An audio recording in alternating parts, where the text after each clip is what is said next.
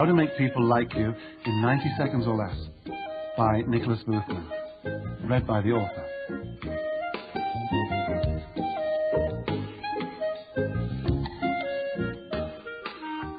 Preface. The secret of success is not very hard to figure out. The better you are at connecting with other people, the better the quality of your life. I first discovered the secrets of getting along with people during my career as a fashion and advertising photographer. Whether it was working with a single model for a page in Vogue or 400 people aboard a ship to promote a Norwegian cruise line, it was obvious that for me, photography was more about clicking with people than about clicking with a camera. What's more, it didn't matter if the shoot was taking place in the lobby of the Ritz Hotel in San Francisco or a ramshackle hut on the side of a mountain in Africa. The principles for establishing rapport were universal. For as long as I can remember, I found it easy to get along with people. Could it be a gift? Is there such a thing as a natural talent for getting along with people, or is it something we learn along the way? And if it can be learnt, can it be taught? I decided to find out. I knew from 25 years of shooting still photographs for magazines all over the world that attitude and body language are paramount to creating a strong visual impression. Magazine ads have less than 2 seconds to capture the reader's attention.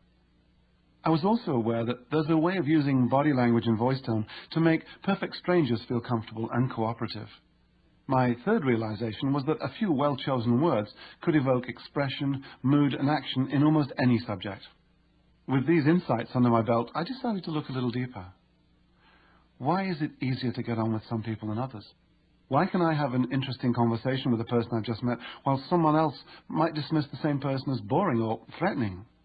Clearly, something must be happening on a level beyond our conscious awareness, but what is it? It was at this point in my quest that I came across the early work of Drs. Richard Bandler and John Grinder at UC Santa Cruz in a subject with the unwieldy name of Neuro-Linguistic Programming, or NLP for short. Many of the things I've been doing intuitively as a photographer, these two men and their colleagues had documented and analyzed as the art and science of personal excellence. Among a fountain of new insights, they reveal that everyone has a favorite sense. Find this sense and you have the key to unlock a person's heart and mind. As my new path became clearer, I set aside my cameras and resolved to focus on how people work on the inside as well as how they look on the outside. Over the next few years, I studied with Dr. Bandler in London and New York and earned my license as a master practitioner of Neuro-Linguistic Programming. I studied irresistible language patterns in the United States and Canada and England and delved into everything to do with the brain's part in human connectivity. I worked with actors, comedians and drama teachers in America and storytellers in Africa to adapt improvisational drills into exercises that enhance conversation skills. Since then, I've gone on to give seminars and talks all over the world, working with all kinds of groups and individuals, from sales teams to teachers, from leaders of organizations who thought they knew it all to children so shy that people thought they were dim-witted. And one thing became very clear. Making people like you in 90 seconds or less is a skill that can be taught to anyone in a natural and easy way. Over and over, I've been told, "Nick, this is amazing, why don't you write it down?" Well, I listened. I have, and here it is.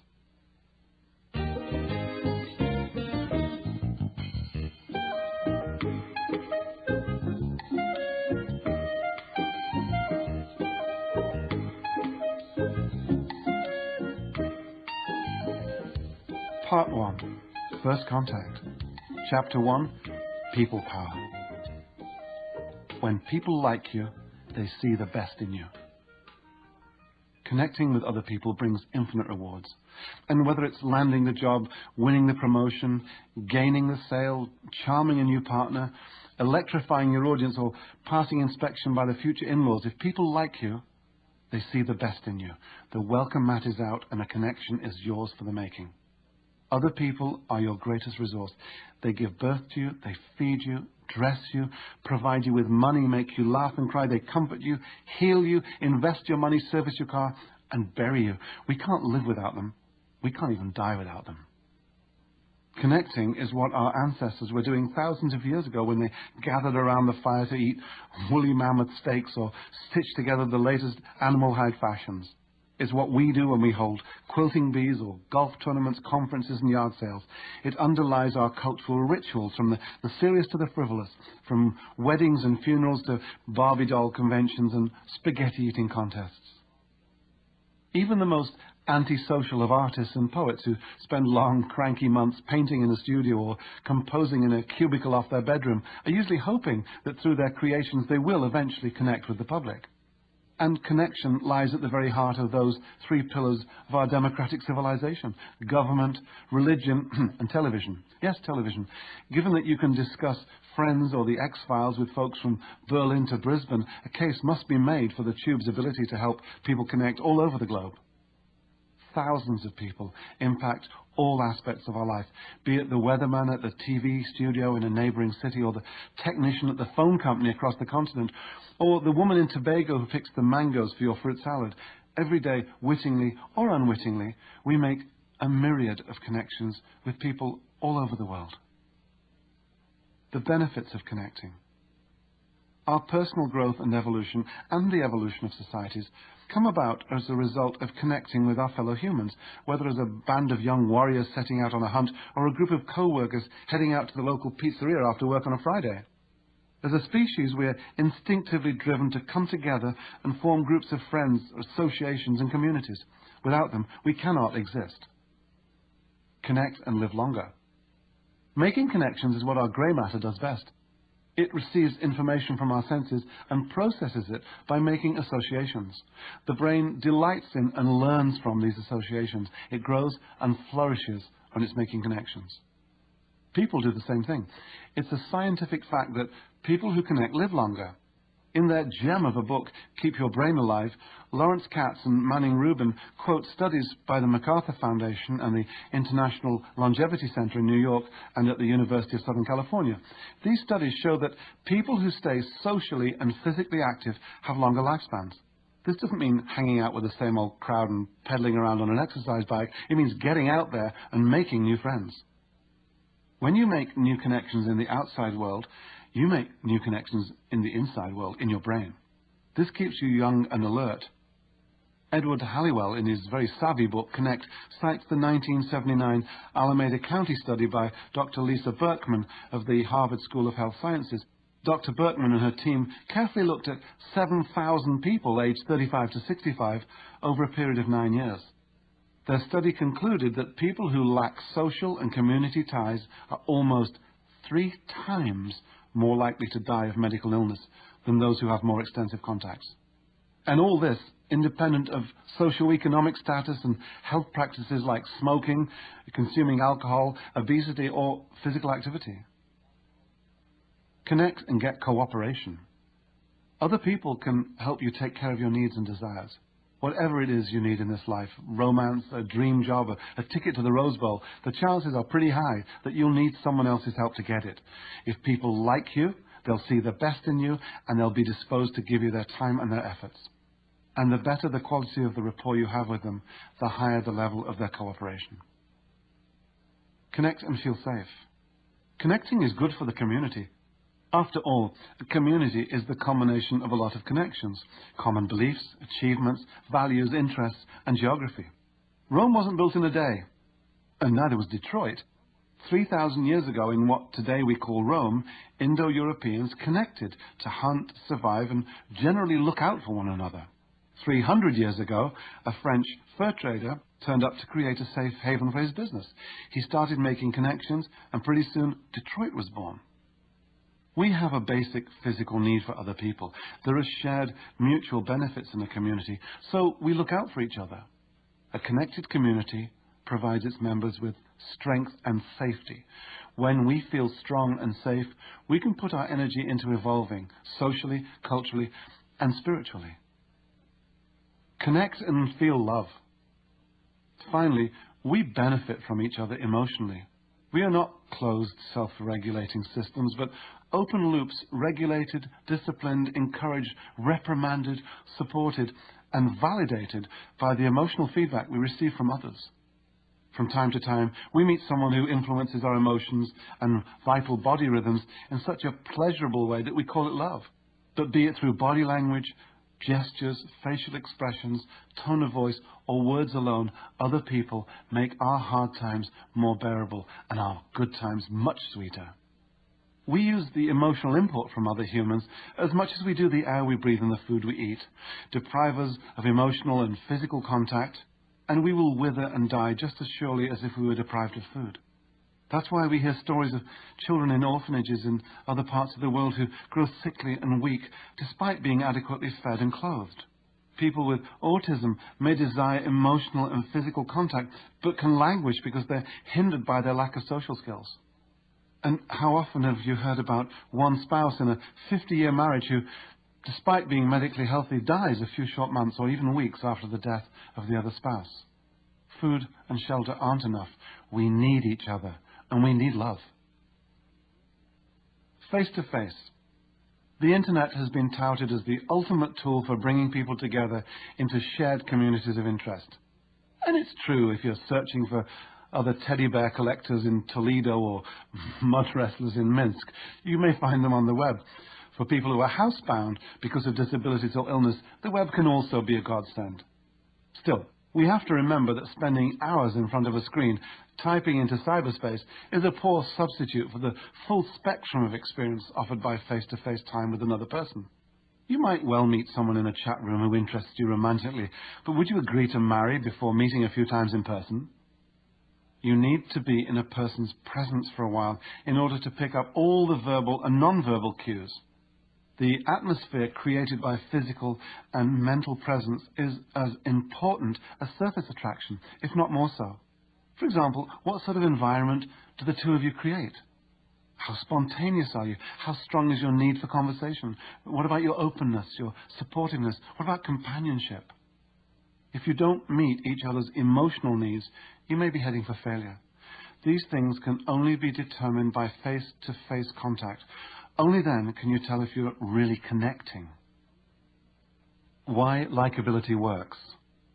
When people like you, they feel natural and comfortable around you, and they'll want to give you their attention and happily open up for you. Likability has something to do with how you look, but a lot more to do with how you make people feel. My old nanny, who brought me up to be passionate about people, used to talk about having a sunny disposition. She'd take me out on the promenade and we'd spot the people who had sunny dispositions and all those who were sourpusses. She told me we can choose what we want to be, and then we'd laugh at the sourpusses because they looked so serious. Likeable people give loud and clear signals of their willingness to be sociable. They reveal that their public communication channels are open. Embedded in these signals is evidence of self-confidence, sincerity and trust. Likeable people expose a warm, easy-going public face with an outgoing radiance that says, "I'm ready to connect, I'm open for business." They are welcoming and friendly, and they get other people's attention. Why 90 seconds? Time is precious, time costs money, don't waste my time. Time has become increasingly a sought-after commodity. We budget our time, make it stand still, slow it down or speed it up, and lose sense of it and distort it. We even buy time-saving devices, yet time is one of the few things we can't save. It's forever unfolding. In bygone days, we were inherently more respectful of one another and devoted more time to the niceties of getting to know someone and explore common ground. In the hustle and bustle of life today, though, we rush about with so many deadlines attached to everything that, unfortunately, we don't have the time or take the time to invest in getting to know each other well. We look for associations, make appraisals and assumptions, and form decisions all in the first couple of seconds, and frequently before a word is even spoken. Friend or foe, fight or flight, opportunity or threat, familiar or foreign. Instinctively, we assess, undress and best guess each other, and if we can't present ourselves fast and favourably, we run the risk of being politely or impolitely passed over. The second reason for establishing likability in 90 seconds or less has to do with the human attention span. Believe it or not, the attention span of the average person is about 30 seconds. Focusing attention has been compared to controlling a troop of wild monkeys.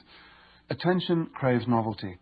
It needs to be entertained and loves to leap from branch to branch, making new connections. If there is nothing fresh and exciting for it to focus on, it becomes distracted and wanders off in search of something more compelling, deadlines, football or world peace. Try this. Look away and fix your attention on anything that isn't moving. A great piece of art doesn't count. Keep your eyes on the object for 30 seconds. You'll probably feel your eyes glazing over after just 10 seconds, if not before. In face-to-face communication, it's not enough to command the other person's attention. You must also be able to hold on to it long enough to deliver your message or intention. You'll capture attention with your likability, but you'll hold on to it with the quality of the rapport you establish. More and more, it comes down to three things. 1, your presence, or what you look like and how you move. 2, your attitude, that is, what you say and how you say it and how interesting you are. And 3, how you make people feel. When you learn how to make fast, meaningful connections with people, you will improve your relationships at work and even at home. You'll discover the enjoyment of being able to approach anyone with confidence and sincerity. But a word of caution, we're not about to change your personality. This is not a new way of being, not a new way of life. You're not getting a magic wand to run out into the street and have the world inviting you to dinner. These are connecting skills to be used only when you need them. Establishing rapport in 90 seconds or less with another person or a group, be it in a social or community setting, with a business audience or even a packed courtroom, can be intimidating for many people. It's always amazed me that in this most fundamental of all life skills, we've been given little or no training. You're about to discover that you already possess many of the abilities needed for making natural connections with other people. It's just that you were never aware of many of them until now. Chapter 2, First Impressions. For the purposes of this audiobook, there are 3 parts to connecting with other people: meeting, establishing rapport, and communicating. These 3 parts happen quickly and tend to overlap and blend into each other.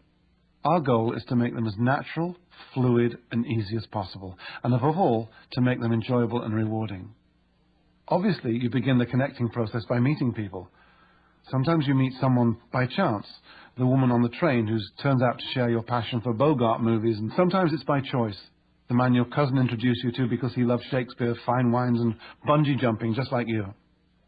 If meeting is the physical coming together of 2 or more people, then communicating is what we do from the moment we are fully aware of another's presence. And between these 2 events, meeting and communicating, lies the 90-second land of rapport that links them together. The meeting. If you make the right impression during the first 3 or 4 seconds of a new meeting, you create an awareness that you are sincere, safe, and trustworthy, and the opportunity to go further and create rapport will present itself. The greeting. We call the first few seconds of contact the greeting. Greetings are broken into 5 parts: open, eye, beam, hi, and lean. These 5 actions constitute a welcoming program to carry out in a first encounter. Open. The first part of the greeting is to open your attitude and your body language. For this to work successfully, you must have already decided on a positive attitude that's right for you. This is the time to really feel and be aware of it. Check to see that your body language is open. If you have the right attitude, this should take care of itself. Keep your heart aimed directly at the person you're meeting. Don't cover your heart with your hands or your arms, and, when possible, unbutton your jacket or coat. Eye. The second part of the greeting involves your eyes. Be first with the eye contact. Look this new person directly in the eye. Let your eyes reflect your positive attitude. To state the obvious, eye contact is real contact. Get used to really looking at other people's eyes. When you're watching TV one evening, note the eye color of as many people as possible and say the name of the color to yourself. The next day, do the same with every person you meet, looking him or her straight in the eye. Beam or smile. This part is closely related to eye contact. Beam. Be the first to smile. Let your smile reflect your attitude. Now, you've gained the other person's attention through your open body language, your eye contact, and your beaming smile. What that person is picking up subconsciously is an impression not of some grinning, gawking fool, though you may briefly fear you look that way, but of someone who is completely sincere. Hi. Whether it's hi or hello or even yo, say it with pleasing tonality and attach your own name to it. Hi, I'm Nick. As with the smile and the eye contact, be the first to identify yourself. It's at this point, and with only a few seconds, that you're in a position to gather tons of free information about the person you're meeting, information that you can put to good use later in your conversation.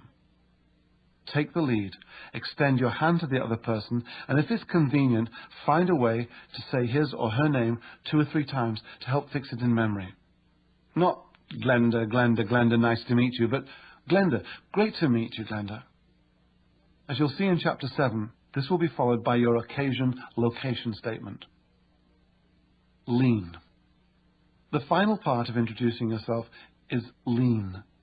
This action can be an almost imperceptible forward tilt to very subtly indicate your interest and openness as you begin to synchronize the person you've just met. The handshake. Handshakes run the gamut from the strong, sturdy bone crusher to the wet noodle. Both are memorable, once shaken, twice shy in some cases. Certain expectations accompany a handshake. It should be firm and respectful, as if you were ringing a handbell for room service. Deviate from these expectations and the other person will scramble to make sense of what's happening. There is a feeling that something's wrong, like hot water coming out of the cold tap. The brain hates confusion, and when faced with it, the first instinct is to withdraw. The hands-free handshake is a handshake without the hand, and it's a powerful tool. Just do everything you do during a normal handshake, but without using your hand. Point your heart at the other person and say hello. Light up your eyes and smile, and give off the same special energy that usually accompanies the full-blown handshake. Incidentally, the hands-free handshake works wonders in presentations when you want to establish rapport with a group or audience. It has terrific energy to it. An exercise in greeting. Firing energy. This is one of the most powerful exercises we do in my seminars, but even without supervision, you can turn it into a force to be reckoned with. Ideally, you'll need a partner to work with. Stand about 8 feet apart, facing each other like 2 gunfighters in a cowboy movie. As you say hi, clap your hands together and slide your right hand off and past the other in the direction of your partner. Gather up all the energy you can through your body and store it in your heart. Then clap the energy on through your right hand, the one you use in a handshake, straight into the other person's heart. This is a long explanation for something that takes no more than 2 seconds, but when all 6 channels, body, heart, eyes, smile, clap, and voice and your breath are fired at the person in a rapid flash, there is a vast transfer of energy. Immediately after receiving the energy, your partner should fire it back at you in the same way. Continue, taking turns, firing energy at each other fast and focused. Be sure to make contact with all 6 channels at once. Practice on each other for 2 minutes. Now the real fun begins. You're going to start firing different qualities of energy: logic or head energy, communication or throat energy, love or heart energy, power, solar plexus energy, and sexual energy. You've already fired love-heart energy, that is, you've fired at the heart of the other person.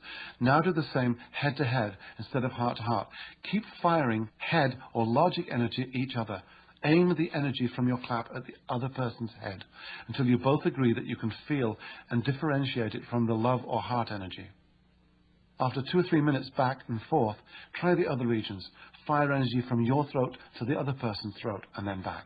From your solar plexus to the other person's solar plexus and back. It gets even better. Figure out which kind of energy you want to send. Don't tell them what it is. Now greet your partner, shake hands, say hi, and fire. Your partner must identify the kind of energy he or she is receiving, be it from the head, the heart, the solar plexus. Take turns. Practice and practice until your body language becomes subtle and almost imperceptible. Now go out and try it on the people you meet. Fire energy when you say hi to someone at a supermarket, or to your waiter in the cafe, to your sister-in-law, or the guy who fixes the photocopier in your office. They will notice something special about you. Some might call it star quality. Establishing rapport. Rapport is the establishment of common ground, of a comfort zone where 2 or more people can mentally join together. When you have rapport, each of you brings something to the interaction. Attentiveness, warmth, a sense of humor, for example. And each brings something back. Empathy, sympathy, maybe a couple of great jokes. Rapport is the lubricant that allows social exchanges to flow smoothly. The prize, when you achieve rapport, is the other person's positive acceptance. This response won't be in so many words, but it will signal something like this: I know I just met you, but I like you, so I will trust you with my attention. Sometimes rapport just happens all by itself, as if by chance. Sometimes you have to give it a hand. Get it right and the communication can begin. Get it wrong and you'll have to bargain for attention. As you meet and greet new people, your ability to establish rapport will depend on 4 things. Attitude, your ability to synchronize certain aspects of behavior like body language and voice tone, your conversation skills, and your ability to discover which sense, visual, auditory, or kinesthetic, the other person relies on most. Once you become adept in these 4 areas, you'll quickly be able to connect and establish rapport with anyone, anytime you choose. Keep listening and you'll discover that it's possible to speed up the process of feeling comfortable with a stranger by quantum leaping the usual familiarization rituals and going straight into the routines that people who like each other do naturally. In virtually no time at all, you'll be getting along as if you've known each other for ages. Many of my students report that when achieving rapport becomes second nature, they find people asking, "Are you sure we haven't met before?" I know the feeling, it happens to me all the time. And it's not just people asking me the question. I'm convinced that half the people I meet I've met before. That's the way it goes when you move easily into another person's map of the world. It's a wonderful feeling. Communicating. Everyone seems to have a different sense of the word communication. The definitions usually go something like this. It's an exchange of information between 2 or more people. It's getting your message across. It's being understood. In the early days of Neuro-Linguistic Programming, that research project devoted to the study of excellence and modeling how individuals structure their subjective sensory experience, Richard Bandler and John Grinder created an effective definition. They said, the meaning of communication lies in the response it gets. This is simple and brilliant because it means it's 100% up to you whether or not your communication succeeds. After all, you're the one with a message to deliver or a goal to achieve, and you're the one with the responsibility to make it happen. What's more, if it doesn't work, you are the one with the flexibility to change what you do until you finally get what you want. In order to give some form and function to communication here, let's assume we have some kind of response or outcome in mind. People who are low on communication skills usually have not thought out the response they want from the other person in the first place, and therefore cannot aim for it. The skills you'll learn here will serve you on all levels of communication, from social dealings like developing new relationships and being understood in your daily interactions, all the way to life-changing moves for yourself and those in your sphere of influence. The formula for effective communication has 3 parts. Number 1, know what you want. Formulate your intention in the affirmative and preferably in the present tense. For example, I want a successful relationship, and I've filled my imagination with what that relationship will look, sound, feel, smell, and taste like with me in it, and I know when I'll have it, is an affirmative statement, as opposed to, I don't want to be lonely. Number 2, find out what you're getting. Get feedback. You find out that hanging out in smoky bars is not for you, then number 3, change what you do till you get what you want. Design a plan and follow it through. I'll invite 10 people over for dinner every Saturday night. Do it and get more feedback. Redesign if necessary and do it again with more feedback. Repeat the cycle. Redesign, do it, get feedback until you get what you want. You can apply the cycle to any area of your life that you want to improve. Finance, romance, sports, career, you name it. And so, know what you want, find out what you're getting, and change what you do till you get what you want. This is terrifically easy to remember because a certain colonel had the good sense to open a chain of restaurants using the abbreviation KFC. K, know what you want. F, find out what you're getting. And C, change what you do till you get what you want. What's coming up? In the following chapters, we'll examine the arena of rapport in much more detail, as well as the value of a really useful attitude in projecting an image of yourself. You'll learn what happens at first sight on the surface and below the surface, and the importance of having your body language, your voice tone, and your words be congruent, or all saying the same thing. No cross signals, no mixed messages, no confusion. You'll discover how your body language appeals to some but not to others, and how by making a few adjustments to your own movements, you can positively affect the way people feel about you. Then we'll delve into the warm and welcoming world of synchrony. You'll learn how to align yourself with the signals other people send you so that they will feel a natural familiarity and comfort around you. We'll also discuss the massive importance of voice tone and how it influences the moods and emotions we want to convey. A whole chapter is devoted to starting and maintaining sparkling conversation. We'll explore all the ways to open people up and avoid closing them down. We'll also deal with compliments, obtaining free information, and being memorable. And finally, we'll go even deeper, down to the very core of the human psyche. The astonishing truth is that although we navigate the world through our 5 senses, each of us has one sense that we rely on more than the other 4. I'll show you how people are giving off clues about their favorite sense all the time, and how you can move on to the same sensory wavelength as theirs. Do people who rely mainly on their ears differ from those who rely mainly on their eyes? Darn right they do, and you'll find out how to tailor your approach to communicate with them. Each chapter includes at least one exercise that will help you realize the power of connecting. Some of these exercises can be done alone, but others you have to do with a partner. Well, let's face it, face-to-face communication and rapport skills are interactive activities. You can't learn to do them all by yourself. So there it is, connecting. All day long, men, women and children give away the vital keys to what makes them tick, to how they experience and filter the world through their body language, their tone of voice, their eye movements and their choice of words. They simply can't help doing this. Now it's up to you to learn how to use this wonderful, non-stop flood of information to achieve improved outcomes and more satisfying relationships.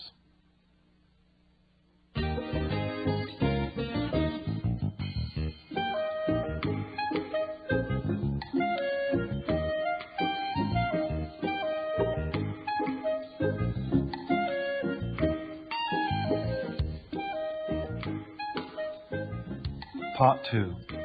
The 90-second land of rapport. Chapter 3.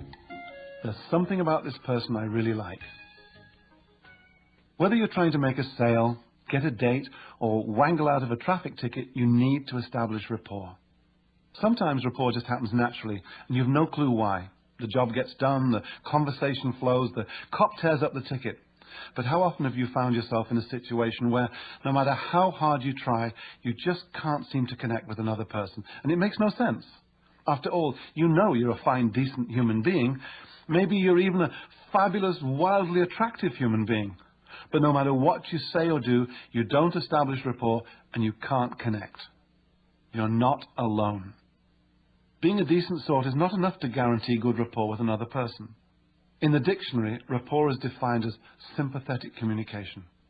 In our interpersonal communications, we go through certain routines when we first meet a new person. If these routines work out and rapport is established, we can begin to deliver our communication with some certainty it will be accepted and given serious consideration. Serious consideration is vital because the fundamental outcome of rapport is the perception of credibility, which in turn will lead to mutual trust. If credibility is not established, the messenger and not the message may become the focus of attention, and that attention will harbour discomfort. But when we experience the world through the same eyes, the same ears, and the same feelings as other people, we are so bonded or synchronized with them that they can't help but know we understand them. This means being so much like them that they trust and feel comfortable with us, that they say to themselves subconsciously, I don't know what it is about this person, but there's something I really like. Research has shown that we have approximately 90 seconds to make a favourable impression when we first meet someone. What happens in those 90 seconds can determine whether we succeed or fail in achieving rapport. In fact, frequently, we have much less than 90 seconds. Natural rapport. Attraction is present everywhere in the universe. Whether you want to call it magnetism, polarity, electricity, thought, intelligence, or charisma, it's still attraction, and it invests everything, animal, vegetable, or mineral. We form synchronized partnerships naturally, and although they are hardly noticeable to some, they're quite tangible to others. We've always relied on emotional contact and signals from our parents, peers, teachers, and friends to guide us through our lives. We are influenced by their emotional feedback, their gestures, and their way of doing things. When your mother or father sat a certain way, you do the same. If a cool friend or a movie star walks a certain way, you might find yourself adopting a similar gait. We learn by aligning ourselves with the signals other people send us. They impress their way of being on us, and we synchronize what we like about them. People with common interests have natural rapport. The reason you get along so well with your close friends is that you have similar interests, similar opinions, and maybe even similar ways of doing things. Sure, you'll often find plenty to differ on and argue about, but essentially, you're very much like each other. We human beings are social animals. We live in communities. It's far more normal and even logical for people to get along with one another than it is for them to argue, fight, and not get along. The irony, though, is that society has conditioned us to be slightly afraid of each other, to set up boundaries between ourselves and others. We live in a society that pretends to find its unity through love, but actually finds it through fear. The media scare us half to death with headlines and advertisements, continually telling us of earthquakes and airplane crashes, and asking us if we've got enough insurance. Are we too fat, too thin, too old, too daft, too ugly? Does the smoke detector work? And what about those high funeral expenses? Natural rapport is a prime requirement for our sanity, our evolution, and indeed our survival. Rapport by chance. Perhaps you've travelled abroad to a country where people don't speak your language and you don't understand theirs. You feel a little uncomfortable, even suspicious when you can't be understood. Then suddenly you meet someone from your own country, maybe your own state. This person speaks your language and whammo, you've got a new best friend, at least for your vacation. You might share experiences, opinions, insights, where to find the best restaurant and bargains. You will doubtless exchange personal information about family and work. All this and much more because you share a language. That's rapport by chance. Maybe your enthusiasm will lead you to continue that friendship after returning home, only to discover that apart from language and location, the two of you have nothing in common, and the relationship fizzles out all by itself. This isn't limited to language and geography. Chance encounters happen on almost a daily basis to all of us, at work, in the supermarket, at the laundromat, or at the bus stop. The key to establishing rapport with strangers is to learn how to become like them for a very short time. Fortunately, this is both very simple and a lot of fun to do. It also allows you to look on each new encounter as a game, a puzzle, a joy. Rapport by design. When the interests or the behavior of two or more people are synchronized, these people are said to be in rapport. As we already know, rapport can happen in response to a shared interest or when you find yourself in certain situations or circumstances. But when none of these conditions is present, there is a way to establish rapport by design, and that's what this book is about. Common ground. Mark is attending a formal dinner, 8 to a table. He hates coming to these events and, as usual, is stuck for words. He's beginning to get that squirmy feeling. He doesn't know anyone except for his accountant who's sitting at the other end of the banquet hall and making everyone laugh. Suddenly, the guest across from him, a young woman in a shiny blue dress who caught his eye a few moments ago, even though they hadn't spoken, tells the man on her left that she is an avid stamp collector, just like Mark. Mark is relieved and overjoyed because chance has given him an excuse to talk to her. They have something in common, stamps. Mark speaks up and tells Tanya all about his rare 1948 poached egg stamp and how he found it when his car broke down in Cortlandville in Upper New York State. With both elbows on the edge of the table and a finger poised gently on her cheek close to her ear, Tanya leans toward Mark. Her pupils dilate slightly as her shoulders become softer and more relaxed. Mark too leans forward on his elbows, smiling as Tanya smiles, nodding as she nods. She sips her water. He finds himself doing the same. Mark and Tanya have established rapport. They connected and initiated a relationship through a common interest. They found common ground. The rapport is evident on many levels. The cues and rhythms they are taking from and sending to each other, and the imperceptible modifications of behavior they're making without thinking. Their shared interest has given them proximity, and they are adjusting to one another. Who knows where it will lead? They like each other because they are like each other, and the dance of rapport has begun to calibrate itself. They have made a favourable connection in less than 90 seconds. When we set out to establish rapport by design, we purposely reduce the distance and differences between another person and ourselves by finding common ground. When this happens, we feel a natural connection with the person or persons because we are akin. We've become like each other. As rapport develops between Mark and Tanya in the story I just told, there's a lot more going on than meets the eye.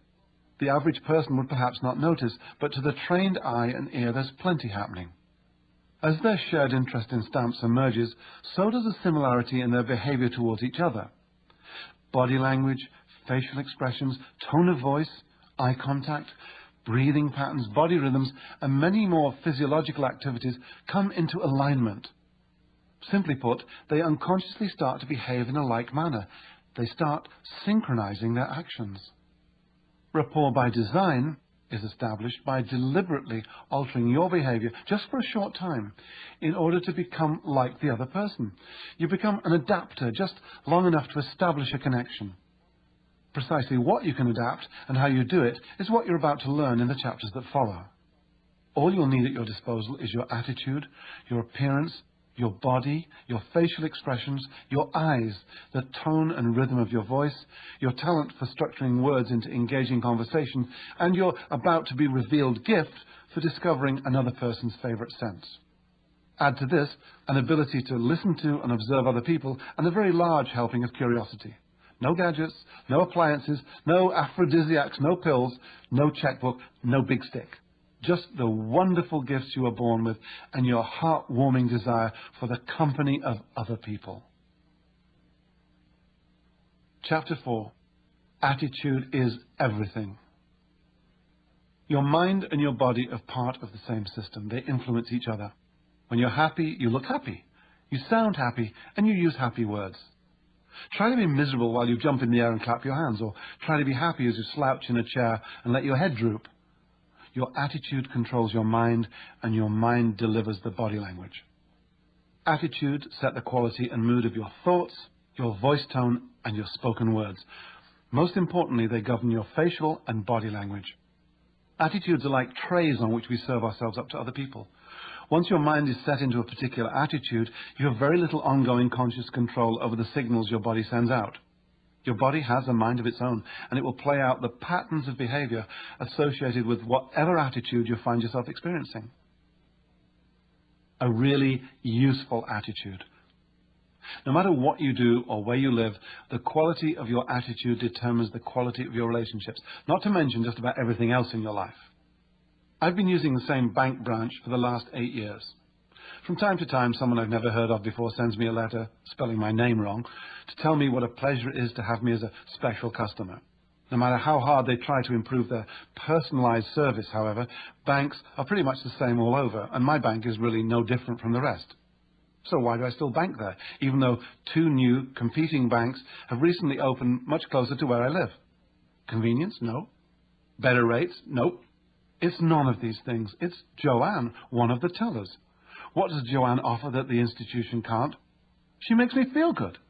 I believe she cares about me, and other customers feel the same way about her. You can tell by the way they talk with her. This charming lady brightens up the whole place. How does Joanne do it? It's simple.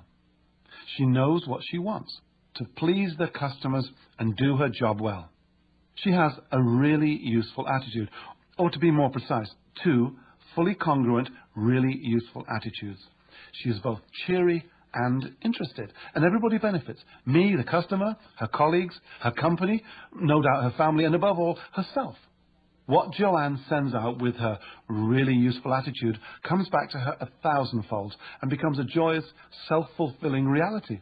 And it doesn't cost a cent. A really useless attitude. Any 2 people can have wildly different attitudes towards the same set of experiences. However, when 2 people react to the same experience with the same attitude, they share a powerful natural bond.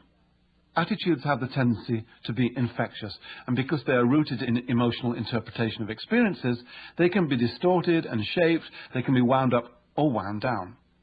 What happens when people lose control and become angry?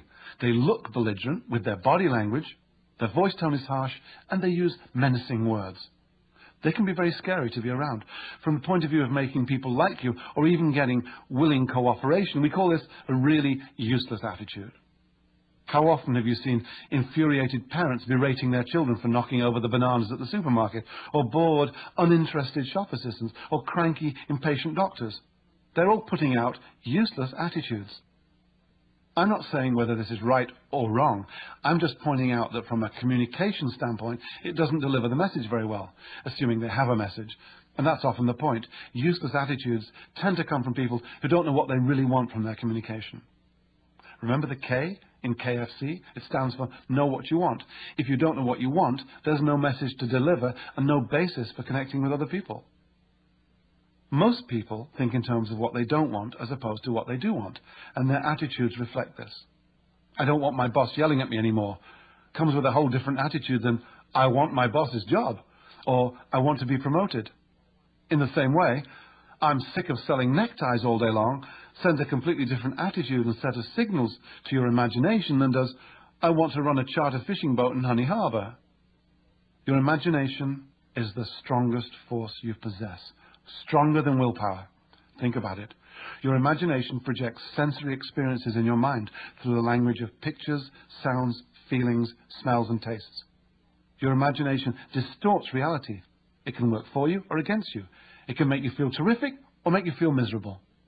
So the better the information you can feed into your imagination, the better it can organize your thinking and your attitudes and ultimately your life. It's your choice. The good news is that attitudes are yours to select.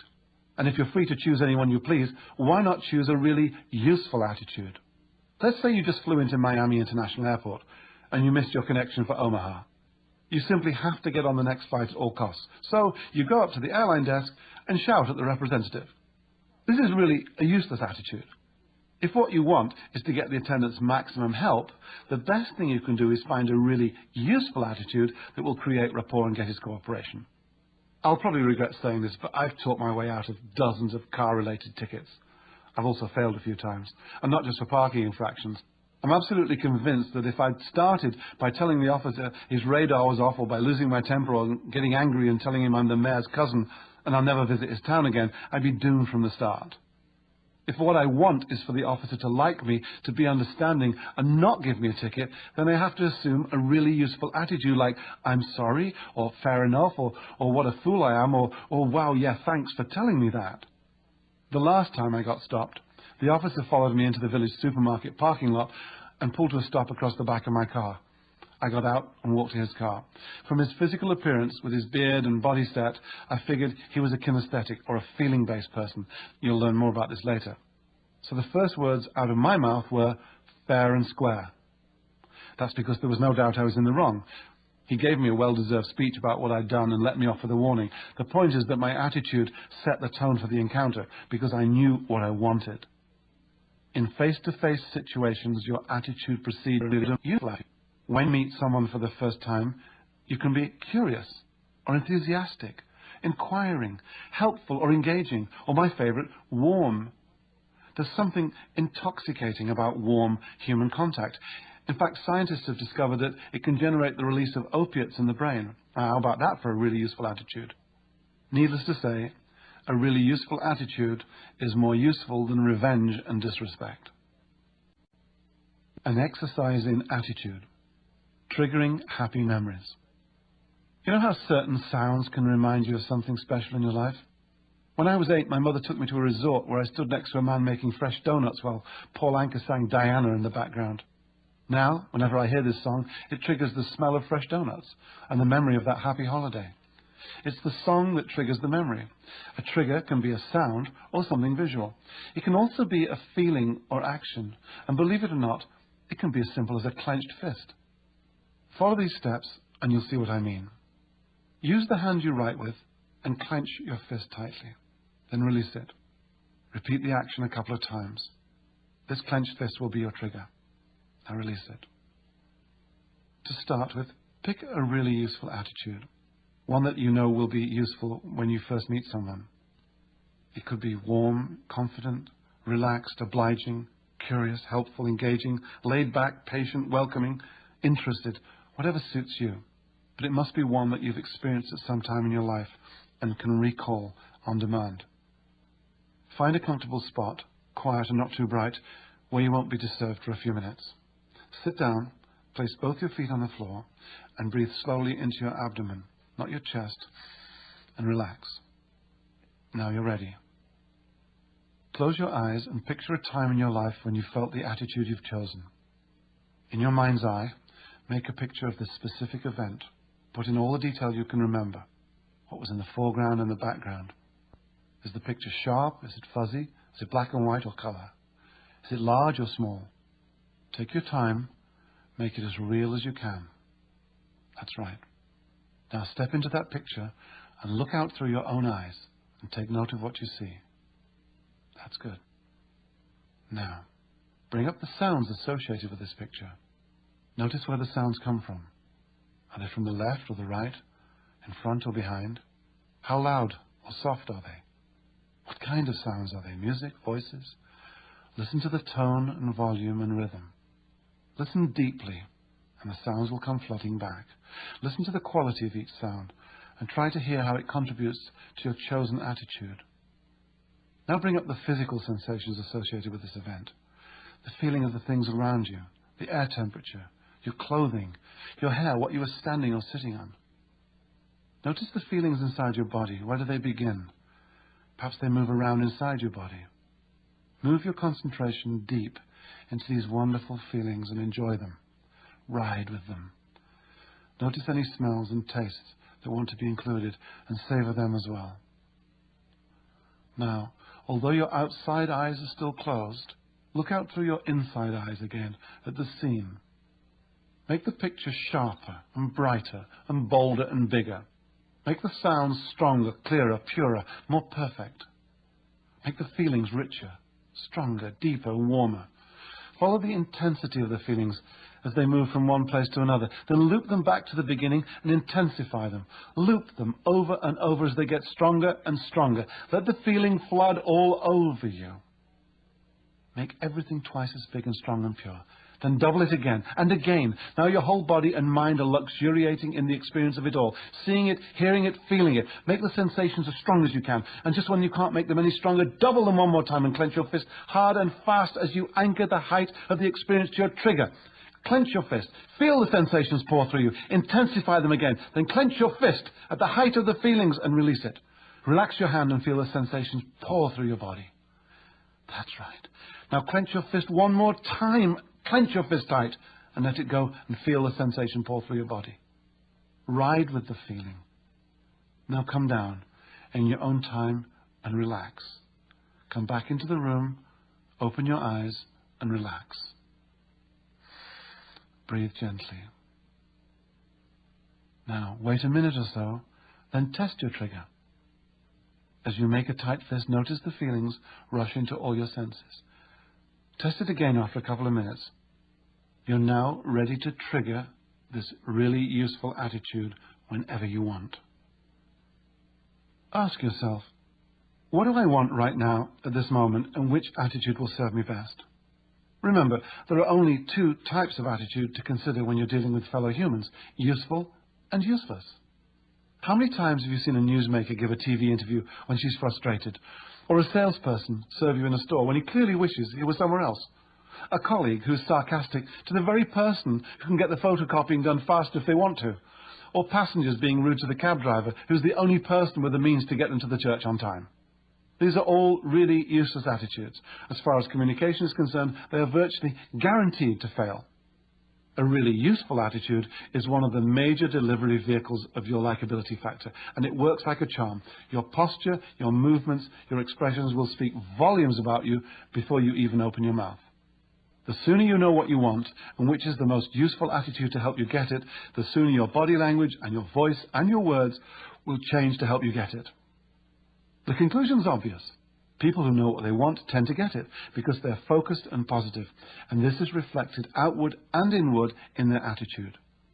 Take on a cheery attitude the next time you meet someone new and see how your whole being changes to the part. Your look will be cheery, you'll sound cheery, and you'll use cheery words. This is the full communication package. Other people make major adjustments in their responses to you based on the signals you transmit. The next chapter will take a detailed look at how these signals combine to present a positive image. Chapter 5. Actions do speak louder than words. First impressions are powerful. Along with the instinctive fight or flight appraisals, we're also weighing the opportunities involved in almost every new face-to-face encounter. No matter how hard we try, we cannot get away from the fact that image and appearance are important when meeting someone for the first time. Dressing well goes a long way to making a positive impression as you begin to establish rapport. But how do you make people warm to you? And how do you project the likable parts of your own unique personality? Body language. Your body language, which includes your posture, your expressions, and your gestures, accounts for more than 1/2 of what other people respond to and make assumptions about. When people think of body language, they tend to think it means what happens from the neck down. But much of what we communicate to others and what they make assumptions about comes from the neck up. Facial gestures and nods and tilts of the head have a vocabulary that equals or exceeds that of the body from the neck down. The signals we send with our bodies are rich with meaning and global in their scope. Some of them are hardwired into us at birth, and others are picked up from our society and our culture. Everywhere on the planet, panic induces an uncontrollable shielding of the heart with the hands and/or a freezing of the limbs. A smile is a smile on all continents, while sadness is displayed through downturned lips as often in New York as in Papua New Guinea. The clenched fists of determination and the open palms of truth convey the same message in Iceland as they do in Indonesia. And, no matter where on earth you find yourself, mothers and fathers instinctively cradle their babies with the head against the left side of their body, close to the heart. And the heart is at the heart of it all. Facial expressions and body language are all obedient to the greater purpose of helping your body maintain the well-being of its center of feeling, mood, and emotion, your heart. Volumes have been written about body language, but when all is said and done, this form of communication can be broken down into 2 rather broad categories: open and closed. Open body language exposes the heart, while closed body language defends or protects it. In establishing rapport, we can also think in terms of inclusive gestures and non-inclusive gestures. Open body language. Open body language exposes the heart and signals cooperation, agreement, willingness, enthusiasm, and approval. These gestures are meant to be seen, they show trust, and they say yes. Your body doesn't know how to lie.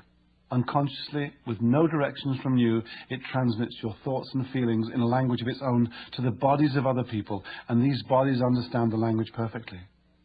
Any contradictions in the language can interrupt the development of rapport. In his classic work, How to Read a Person Like a Book, Gerard Nierenberg explains the value of open gestures. These gestures include open hands and uncrossed arms, as well as the occasional subtle movements towards the other person that say, "I'm with you," and shows acceptance. An open coat or jacket, for example, both literally and symbolically exposes the heart. When used together, such gestures say, "Things are going well." Positive, open-body gestures reach out to others. These gestures are generally slow and deliberate. When an open person makes contact with the heart of another person, a strong connection is made and trust becomes possible. You know the feeling of a good hug or a heart-to-heart talk. So, when you meet someone new, immediately point your heart warmly at that person's heart. There is absolute magic in this. Other common open gestures include standing with your hands on your hips and your feet apart, a stance that shows enthusiasm and willingness, or moving forward in your chair. Leaning forward shows interest, and uncrossing your arms and legs signals you are open to suggestions. Closed body language. Defensiveness is shown through gestures that protect the body and defend the heart. These gestures suggest resistance, frustration, anxiety, stubbornness, nervousness, and impatience. They are negative gestures and they say no. Crossed arms are common to all manifestations of defensiveness. They hide the heart and defend one's feelings. Although you can be relatively relaxed with your arms crossed, the difference between a relaxed crossed arm position and a defensive crossed arms position is the accompanying gestures. For example, are your arms loosely folded or pressed close to your body? Are your hands clenched or open? Defensive gestures are often fast and evasive and beyond your conscious control. Your body has a mind of its own and is ruled by your attitude, useful or useless. In addition to crossed arms, the most obvious defensive gestures are avoiding eye contact with the other person and turning your body sideways. Fidgeting is another negative gesture which can also show impatience or nervousness. Right away, you can see the difference between a person who faces you squarely and honestly and someone who stands sideways to you with crossed arms and hunched shoulders while the two of you talk. In the first instance, the person is openly pointing his heart directly at your heart. In the second, the posture is defensive. The person is pointing his heart away from you and protecting it. One's being open with the other closed. Being in the presence of these two postures produces very different feelings. Smaller gestures. Hand gestures are also part of the vocabulary of body language. They too can be divided into open, positive responses, and closed or concealed gestures, negative responses, except that their range is far more intricate and expressive. I should point out that individual gestures, just like the individual words on this page, don't say much. Only when you're presented with more than one gesture, perhaps combined with an expression and topped off with some overall body language, can you deduce that a particular clenched fist means, wow, my horse came in first, and not, I'm so mad I want to slap him. A similar set of differences occurs in body language above the neck. The open-faced smiles, makes eye contact, gives feedback, shows curiosity, and raises the eyebrows to show interest. In a casual encounter, a quick look and a lowering of the eyes says, I trust you, I'm not afraid of you.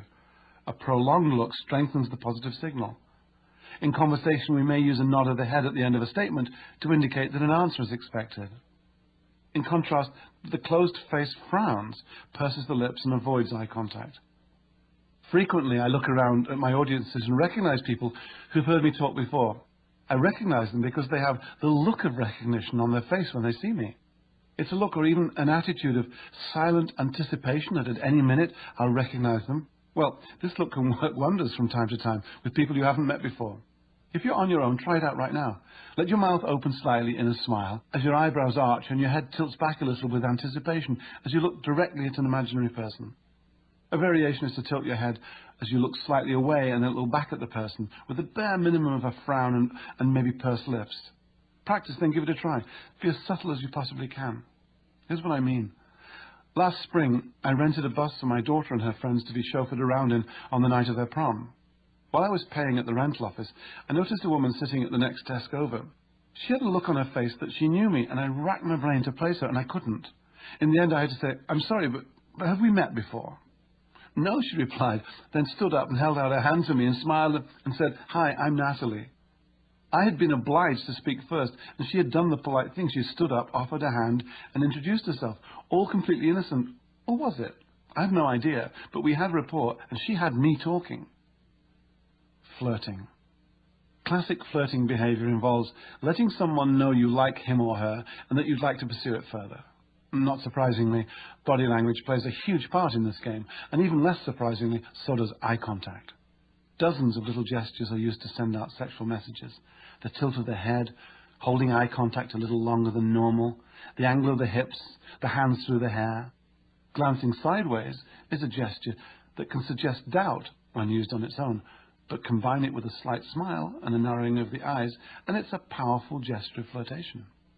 A man sends out signals with his swagger, a woman by rolling her hips. A man loosens his tie ever so slightly, a woman moistens her lips. On and on, the parties convey their interest in each other through their stances, glances, and postures, until some small gesture synchronizes and sends out the okay. Congruity. Why do we like great actors and take them seriously when we know they're only speaking lines that someone else wrote? Because they're believable, because they are congruent. In 1967, Professor Albert Mehrabian, the then Professor Emeritus of Psychology at UCLA, carried out the most widely quoted study on communication. He determined that believability depends on the consistency or congruity of three aspects of communication. In a paper titled Decoding of Inconsistent Communication, he reported the percentages of a message expressed through our different communication channels in this way. Interestingly, 55% of what we respond to takes place visually. 38% of what we respond to is the sound of communication, and just 7% of what we respond to involves the actual words we use. The professor called these the three V's of communication: the visual, the vocal, and the verbal. And to be believable, they must all give out the same message. This is at the very foundation of rapport by design. Over 1/2 of all communication is nonverbal. It is the look of the communication, our body language, that counts the most. The way we act, dress, the way we move, gesture, and so on. Need proof? Think of the last time you were with someone who stood with her arms crossed, tapping her foot and looking annoyed, and then huffed the words, "I'm fine." Which clues did you believe, the words or the body language and the tone of voice? Physical messages often send out a much louder message than spoken words. Since 55% of your communication occurs as body language, see how easy it is, whether consciously or not, to either signal openness or defensive to another person by means of your body language. Gestures, rather than words, are the true indicators of your instinctive reactions. If you want others to believe that you can be trusted, you must be congruent. Your spoken language and your body language must say the same thing. If they don't, the other person's body will signal its discomfort to your body. In response to this communication, your body will signal to your brain by mixing up a chemical cocktail that corresponds to the discomfort that the other person is feeling. Then you'll both be uncomfortable, and rapport will be that much harder to achieve. When they notice a discrepancy between your words and gestures, other people will believe the gestures and react accordingly. Mixed messages. Rosa, a waitress, folds up the ad she's torn from a newspaper, clears off the table where her new computer will sit, and leaves her apartment. At the electronics store, as Rosa hovers over the latest desktop model from Megahype, a young salesman notices the ad in her hand and wanders over to her. He unbuttons his jacket, spreads his hands out, slightly palms up, and looks her in the eye. "I see you found it already," he says with a smile. "Hi, my name's Tony." For the next 10 minutes, a relaxed and sincere Tony talks to Rosa. He faces her with his hands exposed and leans forward from time to time as they discuss the features of the computer. Rosa listens with interest, her head tilted to one side and a hand on her cheek, as Tony offers to throw in $95 of extras and even agrees to eat the tax. Finally, stroking her chin as she forms a decision, Rosa nods. "Yeah," she says, "this is the model for me." "Great," says Tony, eagerly rubbing his palms together. "It'll take about 5 minutes to take it down and find some boxes." Rosa looks sideways at him and frowns. "You don't have a new one in a box?" "Well, that might be hard to find right now." Tony's hands become fists and he pops them into his pockets. "They're such an unbelievable deal, they've just been flying out of the store." He buttons up his jacket, shrugs his shoulders and laughs nervously. "Oh, so this is a demonstration model?" Rosa tilts her head, inquiring. "Just came on the floor this morning," Tony shoots back with an insincere smile. He folds his arms in front of his chest and turns himself sideways to her, pretending to be distracted by something going on in the TV department nearby. His voice falters and weakens as he says, "It has the same warranty as a new one." Rosa rubs the side of her nose in doubt. "Came on the floor this morning? Fine. Can I have that in writing?" Tony's back is turned to her as he leans over the monitor fiddling with the cables. Any excuse not to look at her. He catches a glimpse of himself in one of the wall mirrors. "Oh boy, what an idiot I am," he thinks. He bites his lip and turns back to face Rosa. But Rosa's gone. As a good waitress, Rosa's used to reading body language. She saw that the salesman's gestures conflicted or lacked congruity with his words, and she knew that she should believe the gestures. The change in Tony's voice tone from informing to pleading just served to confirm her feelings of doubt. So, congruity occurs when your body, voice tone and words are all in alignment. And when your body, tone and words are communicating the same thing, you will appear sincere and people will tend to believe you. This is why a really useful attitude is so important. Appearing sincere or congruent is a key ingredient for building the trust that opens the door to likability and rapport. Make sure that your words, your voice tone and your gestures are all saying the same thing. Be on the lookout for incongruity in others. Notice how it makes you feel. We've all seen those old movies where a couple of people are driving along in a car and they're rocking the steering wheel even though the background shows that the road is straight as an arrow. It's phony. You know they're really in a studio being bounced around in a box. Your senses have told you that something isn't right. Something is out of alignment, and so you can't believe what you see. Or have you ever had someone get mad at you and then, in the middle of bawling you out, flash a sinister little smile that disappears as fast as it came? It's very chilling. This is another example of incongruent behavior. The smile doesn't belong with the anger, and so it appears insincere. Recognizing incongruent behavior is another survival instinct. If you're on vacation and you're approached by a complete stranger who grins at you whilst he rubs his hands briskly together, licks his lips and says, "Good morning, how would you like to invest in the world's best timeshare deal?" the chances are you'll be on your guard. A quick congruence check is instinctive and is another reason why first impressions are paramount. Frequently, a person's emotions and intentions are misunderstood by those around them. For instance, a woman at one of my seminars discovered that she unconsciously used a tone of voice that was incongruent with her words. "No, I'm not confused, I'm interested," she would insist when tested. And again, "No, I'm not sad, I'm relaxed." This went on and on until she came to the verge of tears and said, "Now I know why my kids are always saying, 'Mom, how come you get mad at us all the time?' And I'm not mad at them, sometimes I'm just excited." The same woman also told us that her co-workers accused her of sarcasm, but that to her nothing could be further from the truth. In fact, sarcasm is simply words said with conflicting voice tone. It's structured so that the person on the receiving end will believe what's inferred by the tonality and not the words. Suppose you let your team down and somebody is heard to quip, "That was brilliant," with a tonality that communicates annoyance. It's a very different case when you score a fantastic goal and the same person is heard to say with excitement, "That was brilliant." An exercise in congruity. Words versus tone. Say each of the following phrases with different tonality. With anger, then boredom, surprise, and flirtatiousness. Notice how your body language, facial expressions, and breathing combine to alter your emotional state. I'll do the first one. It's late. If I say it with anger, it's late. With boredom, it's late. Surprise, it's late. Flirtatiousness, it's late. Here are 3 more for you to try. I've had enough. Look at me, and where were you born? To check your tonality, find a friend and say 1 or 2 of these phrases. See if your friend can tell you which of the 4 feelings you're expressing. If it's not obvious, keep working at it until it is clear. Congruity then has one unshakable rule, and it's this. If your gestures, your voice tone, and your words do not say the same thing, people will believe the gestures.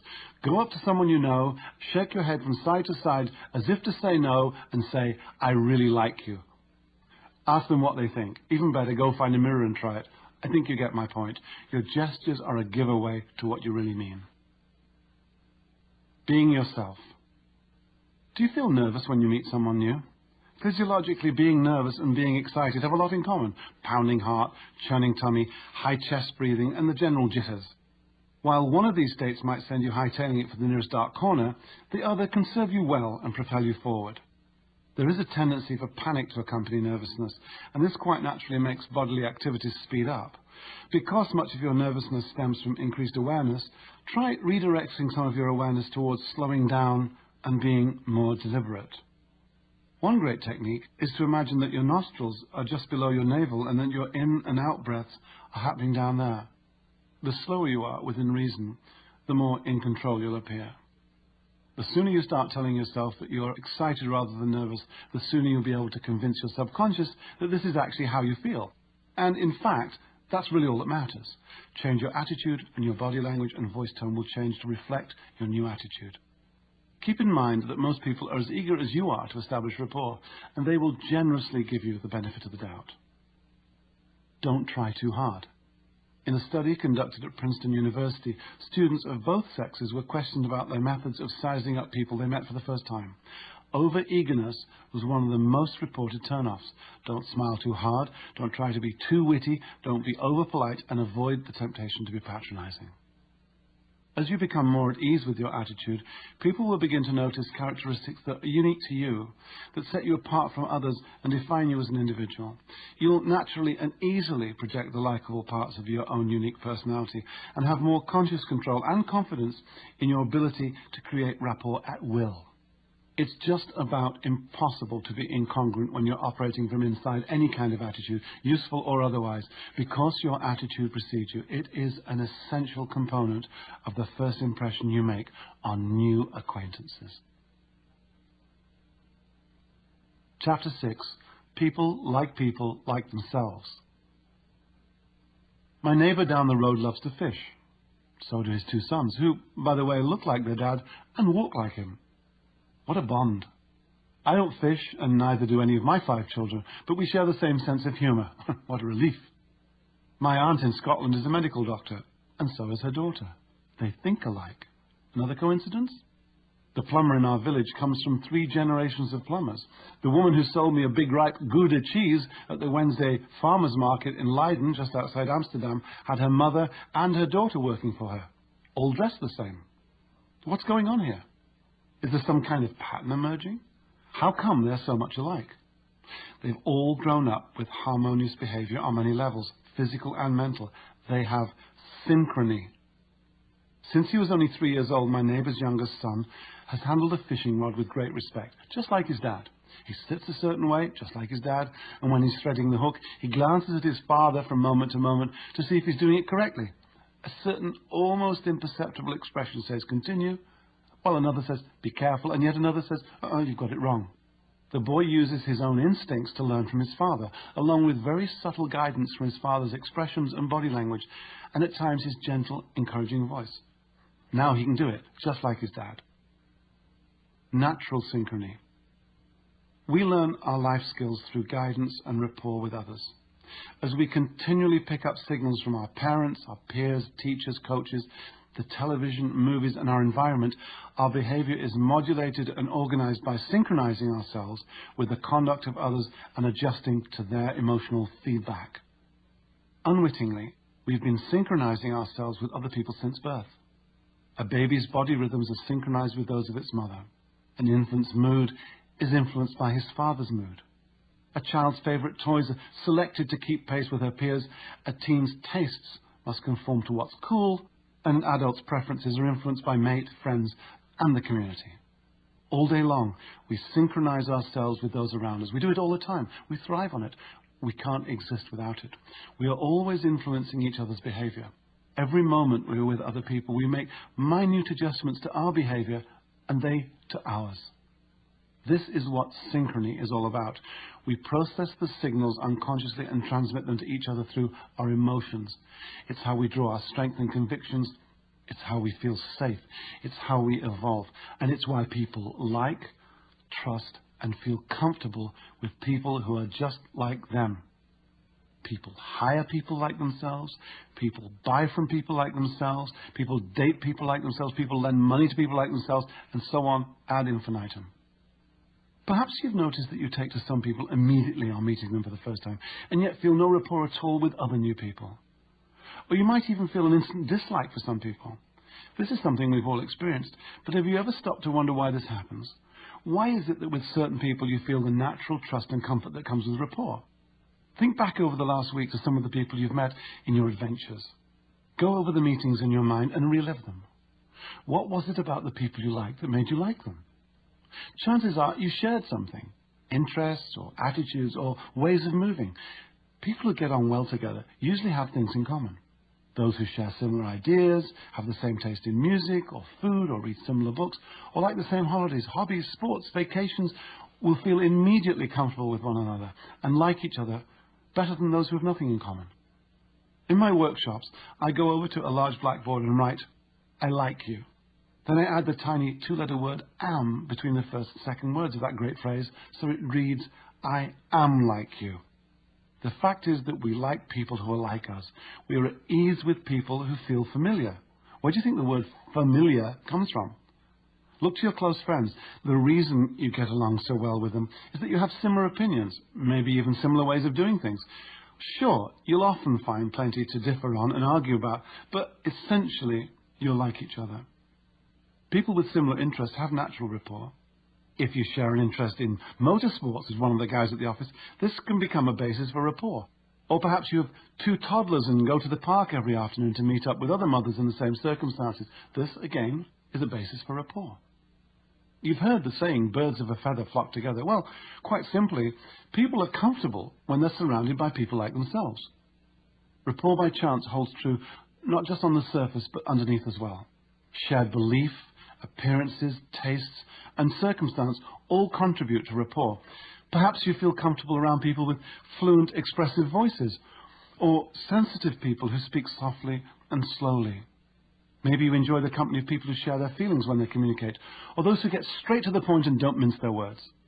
When you establish rapport by chance, you've come across someone who grew up with or developed a style similar to your own. The art of synchronizing. But why wait for rapport to happen naturally? Why not go straight into synchronizing other people's behavior as soon as you meet them? Why not invest 90 seconds or less of your time to establish rapport by design? Look around any restaurant, coffee shop, mall, or other public place where people meet each other and look around to see which ones are in rapport and which ones aren't. The ones who have rapport sit together in the same way. Notice how they lean forward towards one another. Notice their leg and arm positions. Those in rapport are synchronized, almost like dancers. One picks up a cup, the other follows. One leans back, the other does the same. One talks softly, the other talks softly. The dance goes on. Body position, rhythm, tone of voice. Now look for those people who are clearly together but not synchronized, and observe the differences. Which pairs appear to be having a better time? I recently gave a speech at an auditorium in London, and right there, about 10 rows back, was a beautiful couple, both immaculately dressed, with great attention to colour and detail.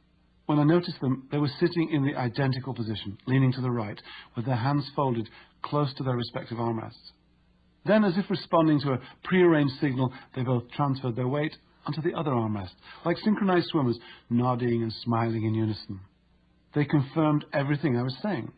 I caught up with them afterwards and learned they'd been married for 47 years. They were fit, healthy, happy, and totally synchronized. Our goal, then, is to discover the structure of synchrony and modify it to apply to the different types of people we meet. The key to establishing rapport is learning how to synchronize what Professor Moravian called the 3 V's of consistent human communication. The visual, what it looks like, the vocal, how it sounds, and the verbal, the words we use, in order to connect with other people by becoming as much like them as possible for 90 seconds or less. You might say, does this mean I'm being phony or insincere? No. Remember, we're only talking about 1.5 minutes maximum. You're not being asked to engineer a total and permanent personality change. All you'll be doing is synchronizing another person to put him or her at ease and make them feel comfortable, and thus speed up what would happen naturally if you had more time. The idea is not to make your movements, tone and words obvious copies of the other person's, but rather to do the same kind of thing you do with a friend. Synchronizing skills are really nothing more than a connecting device to our greatest resource, other people.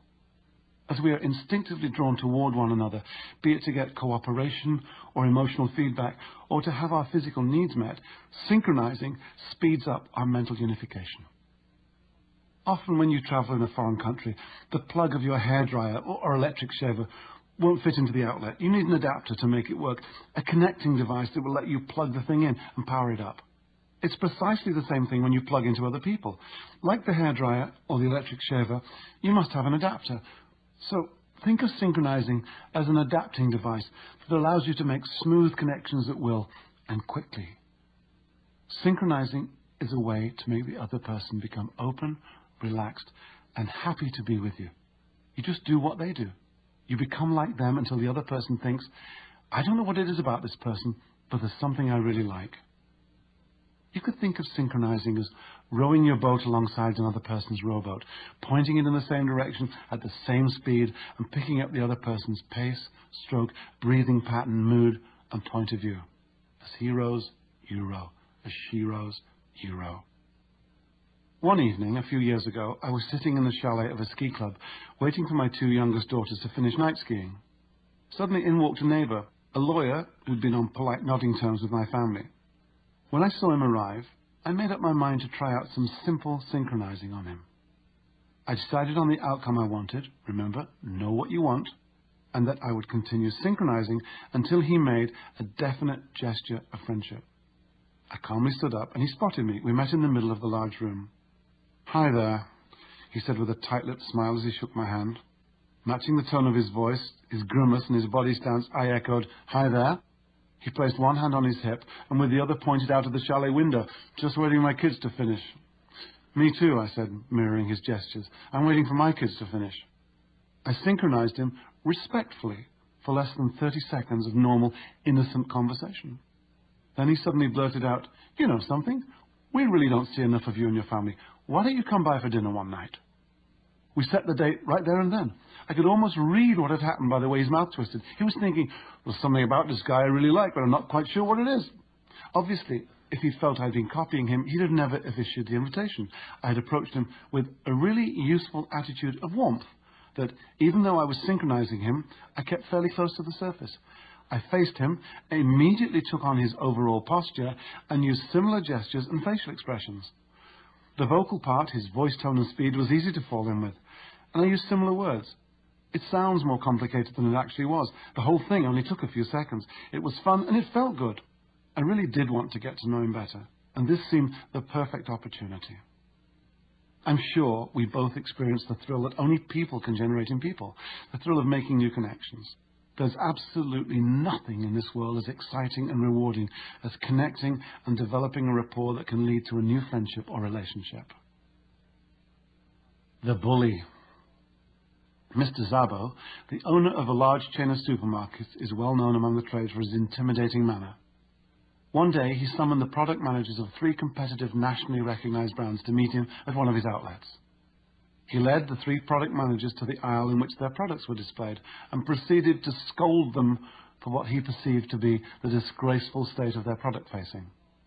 As he waved his arms about, pointing out what was wrong, he raised and lowered his voice, occasionally pausing to stare at them individually, and even jabbing one of them, Paul, on the shoulder with his finger. At the end of the tirade, 2 of the browbeaten individuals nodded and made excuses, which gave Mr. Szabo even more ammunition to use against them. Ever since Mr. Szabo had begun his rant, Paul had been skillfully synchronizing Mr. Szabo's mood and general mannerisms. When it came time for him to respond to the irate owner, he almost became Mr. Szabo, but in a completely non-threatening way. He used similar arm gestures, tonality, pauses, and attitude, and he even jabbed Mr. Szabo on the shoulder as he said, "You're absolutely right." As they talked back and forth for a minute or so, Paul calmed down his own gestures, and Mr. Szabo followed. When they finished talking, Mr. Szabo put his arm around Paul's shoulder and led him to the end of the aisle. There he collared one of the store staff and said to him, "Give this man any help he needs." Paul had successfully joined Mr. Szabo in his world and led him quickly, skillfully, and respectfully to his own desired outcome. So what about difficult people?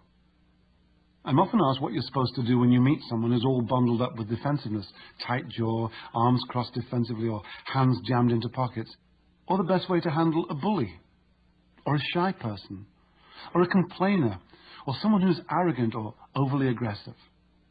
It's not the purpose of this audiobook to give detailed instructions on dealing with difficult people, but here are some guidelines. Rule number 1, when encountering a difficult person, is to ask yourself this question: do I really need to deal with this person? If the answer is no, then leave him or her alone. If the answer is yes, ask yourself what it is that you want. What is your desired outcome? Not what it is you don't want. Remember, KFC, know what you want. When synchronizing difficult people, it's vital that you do it in a non-threatening way. Once you've matched your body language and your voice tone with theirs, you can begin to lead them out of it.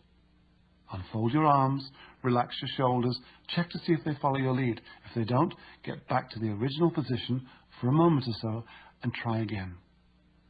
A word about shy people. Try to find out what they're interested in. Synchronize their body movements and voice tone and unhurriedly ask them lots of open-ended questions until you get a glimmer of enthusiasm. Take on their attitude, and then little by little lead them out of it. Lean or sit forward and see if they follow. If not, go back to where you were and synchronize any little thing you can. You'll be surprised at how well this works. When do I start synchronizing? Try not to let more than 2 or 3 seconds go by before you start. Remember the sequence in Chapter 2, open, eye, beam, high, lean. Open, really useful attitude, open body language, point your heart at the person. Eye, first with the eye contact. Beam, first with a smile. High, introduce yourself. And lean, indicate interest as you start synchronizing. Anything that increases the common ground and reduces the distance between you and the other person is a good thing. And the quickest way to accomplish this is to synchronize as many of the other person's aspects as you can. Adopt the same attitude, make the same motions, and speak the same way. Doing what comes naturally. Dave was out looking for an anniversary present for his wife. he had whittled his thinking down to two ideas. It was either to be the very latest palm-top computer or a painting to hang in their breakfast room. From where Dave parked his car at the shopping mall, it was more convenient to visit the computer store first. Fortunately, it was mid-morning and the store wasn't too busy. Dave approached the counter, where a salesman in a dark suit was nodding and smiling. So far, so good. As the salesman started to explain the differences in all the latest models, he lifted his right leg up and plunked it on a low stool that was somewhere next to him. Then he leaned thoughtfully on his right knee and continued with his explanation. Suddenly Dave couldn't wait to get out of there. It wasn't that he lacked interest, it was just that the macho leg-raised position was completely out of sync with his own posture, and it made him feel uncomfortable. It was a completely different story at the art gallery. Dave stopped in front of a painting that took his fancy and adopted a contemplative stance, weight on one leg, arms folded, but with one hand on his chin and a finger hooked around his lips. After maybe a minute, he became aware of somebody standing quietly next to him and heard a soft, supportive voice simply say, "Nice, isn't it?" "Yes, it is," Dave replied in a pensive voice. "Let me know if I can help you," said the lady at his side. She withdrew to another part of the gallery. Within 5 minutes, Dave had bought the painting. It seemed the natural thing to do. Dave felt comfortable just looking at the painting. The woman had slipped in beside him, taken on the same body language as his, and dropped into the same attitude. She had made a seamless connection by exercising perfect, effortless synchrony. 55% body language, 38% voice tone, and just 7% words, the 3 V's. Synchronizing attitude. Synchronizing attitude, or multiple congruity to give it its scientific name, takes into account location and mood. It's also frequently supportive, as when a friend is challenged and you take a stand with him, or a parent deeply relates to a child's problem with a class assignment, or you share the exhilaration your partner feels over a promotion. When people go through things together, they will often be synchronized right down to primal sighs of despair or shouts of joy. Pick up on other people's feelings, synchronize their movements, their breathing patterns and expression, and you'll deeply identify with them and tune in to the overall mood suggested by their voice and reflect it back. Synchronizing body language. As you already know, body language accounts for 55% of face-to-face communication. It is the most obvious, easiest, and rewarding feature to synchronize on your way to rapport. If you get nothing else out of this book but the ability to synchronize other people's body language, you'll be miles ahead of where you were last month. Synchronizing body language falls into 2 loose groupings: matching, which means doing the same thing as the other person. She moves her left hand, you move your left hand. And mirroring, which means, as it implies, moving as if you were watching the other person in a mirror. He moves his left hand, you move your right. Maybe you're thinking, well, won't other people notice that I'm copying their behavior? Actually, they won't, unless your copying is blatant. Remember, your movements must be subtle and respectful. If someone sticks a finger in his ear and you do the same, then yeah, he'll probably notice that. But when a person is focused on conversation, he or she will not pick up on subtle synchronizing. Synchronizing a particular gesture. Hand and arm movements are especially easy and natural to synchronize by matching and mirroring. Some folk raise their shoulders when they talk, others slightly move their hands around as they express themselves. Do whatever they do. If you find it uncomfortable at first, then go a little at a time until, with practice, you become an expert synchronizer. Just the fact that you're noticing these different types of gestures is a big step in the direction of making people like you in 90 seconds or less. Body posture. Overall body posture is known as the attitude of the body. It shows how people present themselves and is a good indicator of emotional state. That's why we sometimes refer to it as adopting a posture. When you can accurately adopt a person's posture, you can get a pretty fair idea of how he or she feels. Overall body movements. Whether it's a job interview or striking up a conversation at the museum fundraiser, observe the person's overall body movements, then gently mirror or match them. If he has a leg crossed, then cross a leg. If he's leaning against the grand piano, do it. If she's sitting sideways on a banquette, sit sideways. If she's standing with her hands on her hips, do the same. Body movements like leaning, walking, and turning are easily synchronized. Head tilts and nods. These are the simplest movements to synchronize. Fashion photographers know that most of the feel of a terrific cover shot comes from the innuendo created by subtle tilts and nods of the head. Sure, the face is important, but it's the angles that carry the message. Pay close attention to them. Most good physicians and therapists find that they synchronize tilts and nods without giving it a second thought. It says, I hear you, I see what you're saying, and I feel for you. Facial expressions. Along with tilts and nods, synchronized facial expressions show agreement and understanding. They come naturally. When he smiles at you, your natural inclination is to smile back. When she shows wide-eyed surprise, give it back to her. Look around at the next luncheon or dinner you attend and notice how those with the deepest rapport are doing it all the time. It's an easy and natural, surefire way to make someone like you. You can match the same amount and same style of eye contact. It may be fleeting or direct or coy. Whatever it is, pick up on it and return it in the same way. Breathing. Pay attention to breathing. Is it fast or slow? Is it high in the chest, low in the chest, or from the abdomen? You can usually tell how people are breathing by watching the shoulders or the folds in their clothing. Synchronizing their breathing can be soothing and comforting to them. I teach volunteers who sit with terminally ill cancer patients how to have rapport with those in their care. The first thing I stress is breathe in and out with them. Then when you speak, you're actually doing it on their out-breath, and this has a very calming effect. Rhythms. The same rule applies for anything rhythmic. If she taps her foot, tap your pencil. If he nods his head, pat your thigh. In the right circumstances and with judicious application, this works well as long as it's beyond conscious awareness. If not, the next sound you hear may just be the door slamming shut, or worse. Just use common sense and discretion. An exercise in synchrony. In and out of sync. For this exercise, you'll need two other people besides yourself. So you have A, B, and C. A does the actions, B synchronizes A's actions, and C tells them when to synchronize and when to break synchrony. Quite simply, standing, sitting, or walking, A and B converse casually about anything they want. B synchronizes A's actions. In other words, B does whatever A is doing. After about 30 seconds, C tells them to break synchrony, so that B now stops synchronizing with A and starts to move their body in a very different way. After another 30 seconds, C tells them to synchronize again, to start synchronizing again. And this goes on for 30 seconds. After another 30 seconds, they break synchrony again, and then after 30 seconds, they synchronize again.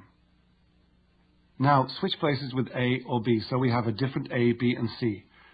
Keep rotating so that each one of you assumes a different role in the exercise. Compare notes at the end of each rotation. The comments will most likely be similar to these. When I broke synchronization, it was as if a huge wall had been erected between us, or when we stopped synchronizing, the level of trust plummeted. You can try this out on your own. Synchronize someone for a couple of minutes, then deliberately mismatch his or her movements for 1 minute before getting back into synchrony again. Go in and out at will and notice the difference. It will be tangible. Leading. As an extension of the same exercise, we can try leading. When you're sitting and talking with a friend, one of you might cross a leg and the other might do the same without thinking. This means that one of you is following the other's lead, which is a sure sign that the two of you are in rapport. As you quickly become proficient at synchronizing, you can test to find out just how well your rapport is going. After 3 or 4 minutes, regardless of what has gone before, and without the other person being aware of what you're doing, make a subtle move that's independent of your synchronizing. Lean back or cross your arms and perhaps tilt your head. If the other person follows, then you're synchronized and have rapport, and the other person is now subconsciously following your lead. If you tilt your head, she tilts her head. If you cross your legs, he crosses his. Just change what you're doing, make a movement, alter your vocal tone, and observe whether the other person matches or mirrors you. This way you can check to see if you are in rapport. If the other person doesn't follow your lead, go back to synchronizing his or her movements for a few minutes, and then try again until it works. Synchronizing voice. Voice tone accounts for 38% of face-to-face communication. It reflects how a person's feeling, in other words, his or her attitude. People who are confused will sound confused, and people with a curious attitude will sound curious. You can learn to synchronize these sounds. Tone. Notice the emotions conveyed by the tone of voice. Tune into these emotions, get a feel for them, and use the same tone. Volume. Does the other person speak in a quiet voice or a loud voice? The value of synchronizing volume is not so much in doing it, but more in what can happen if you don't do it. If you are naturally loud and excitable and you meet someone who is more soft-spoken and reserved, it goes without saying that the other person would feel much more at ease with someone who spoke in the same tender tones. Conversely, a jovial, backslapping loudmouth would surely find lots of common ground with someone who radiated a comparable degree of exuberance. Speed. Does the other person speak quickly or slowly? A thoughtful, slow-speaking individual can be completely unsettled or flummoxed by a speed talker, just as much as a slow, ponderous talker can drive a quick thinker to the point of distraction. Talking at the same speed as someone else makes as much sense as walking at the same speed. Pitch. Does the voice go up and down? Voice pitch is one way to change someone's energy level. When you raise pitch and volume, you become more excited. When you lower them, you become calmer, right down to the intimacy of a whisper. Rhythm. Is the voice flowing or disjointed? Some people have a melodic way of speaking, while others have a more pragmatic, methodical output. Words. There is yet one more powerful area we can synchronize, and that's in the use of a person's preferred words. We'll be covering this fascinating world in Chapter 9. Synchronizing allows you to deeply identify with other people and get a better understanding of where they're coming from. Practice synchronization in all your activities, whether you're in an interview, at a bus stop, dealing with your children, calming an unhappy customer, or talking to the teller at the bank, the flower seller, the barman at the pub. You're not likely to run out of partners. Make synchronizing a part of your life for the next few days until it becomes second nature.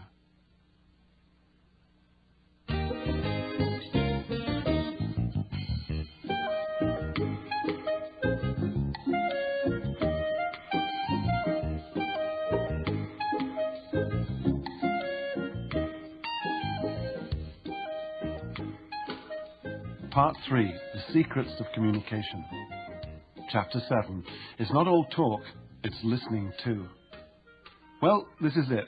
You've just introduced yourself to someone new. You remember to open your body language and keep your body, voice tone and words all saying the same thing. You were first with the eye contact, first with the smile. You introduced yourself and, miracle of miracles, 3 seconds have gone by and you can still remember the other person's name. You've begun synchronizing, and you feel confident that rapport is building. But now what? It's conversation time. Conversation is one of the very significant ways to build rapport and forge the bonds of friendship. It comes in 2 equally important parts, talking and listening, or, as you'll soon see, asking questions and actively listening. You may have found yourself in a situation where you wanted to talk to someone but suddenly felt tongue-tied and self-conscious about doing so. Or maybe you felt your stomach sink as you take your seat on an airplane next to some interesting-looking person and can't think of a way to start talking without feeling self-conscious. What will they think of me? Am I boring? Am I intruding? And most important, how shall I start? The idea is to get the other person talking and then find out what matters to him or her and synchronize yourself accordingly. This is the realm of small talk, the hunting ground for rapport. It's here that you'll search for common interests and other stepping stones to rapport. While big talk is serious stuff like nuclear disarmament and politics, small talk is everything else, your personal website, renovating the bathroom, a speeding ticket, or the colour of Cousin Marissa's new sports car. Stop talking and start asking. Conversation is how we open other people up to see what's inside, or to deliver a message, or both. And questions are the spark plugs of conversation. Be aware, however, that there are 2 kinds of questions, those that open people up and those that close them down. Questions work with incredible ease and the results are virtually guaranteed, so be sure that you know which is which. Here's the difference. Open questions request an explanation and thus require the other person to do the talking. Closed questions elicit a yes or a no response. The problem with closed questions is that once you've been given a response, you're back to where you started, and you'll have to think of another question to maintain conversation. How well do you know him? The very fact that your question is open will guarantee that you quickly receive free information from the other person. Use opening up words. Good conversation is like a leisurely game of tennis with the words being pitched backwards and forwards for as long as there's mutual interest. When the words go off the court, it's time to serve again. An open question is the equivalent of a well-aimed serve. Open questions begin with one of 6 conversation-generating words: who, what, when, where, why, and how. These words invite an explanation, an opinion, or a feeling. How do you know that? Who told you? Where do you think the information came from? When did you come to that conclusion? Why should I be interested? What good do these words do? They assist us in establishing rapport and making connections because they oblige the other person to start talking and begin opening up. Here's an easy way to look at it.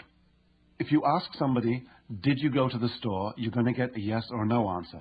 That's a closed question. But an open question, which begins with who, what, why, where, when, or how, would say, how did you get to the store? Where was the store? When did you get to the store? Any of these words get the other person talking. You can boost these conversation generators by adding sensory-specific verbs: see, tell, and feel. Doing this, you're asking the person to go into his or her imagination and bring out something personal to show you. Where do you see yourself by this time next year? Tell me why you decided on Bali for your vacation. How do you feel about calamari? Avoid closing down words. These words will have you playing tennis all on your own against a brick wall. The opposite of opening up words are these interrogatives. Are you? Do you? Have you? In other words, any questioning forms of the verb to be, to have, or to do will close off your chances of rapport-inducing conversation. They elicit a one-word reply, yes or no. Then what? Then you have to ask another question. You're going nowhere. Are you sure? Yes. Do you come here often? No. Have you ever thought how wonderful it would be to drop everything and go bungee jumping in the middle of the afternoon? Yes. Realize that no matter how long and interesting you make your questions, if they begin with closing down words, you're going to end up with a one-word answer. Either yes or no. For one whole day, do nothing but answer questions with questions. For variety, ask only open questions and sometimes closed questions. You'll soon get the idea. In fairness, closing down words do have their place. Police, customs officials, and certain other regulators of the people are taught to use them to get straight answers. However, I'd like to remind any of you who've had the pleasure of being on the receiving end of this type of conversation that it probably didn't make you like the person in 90 seconds or less. Chance encounters.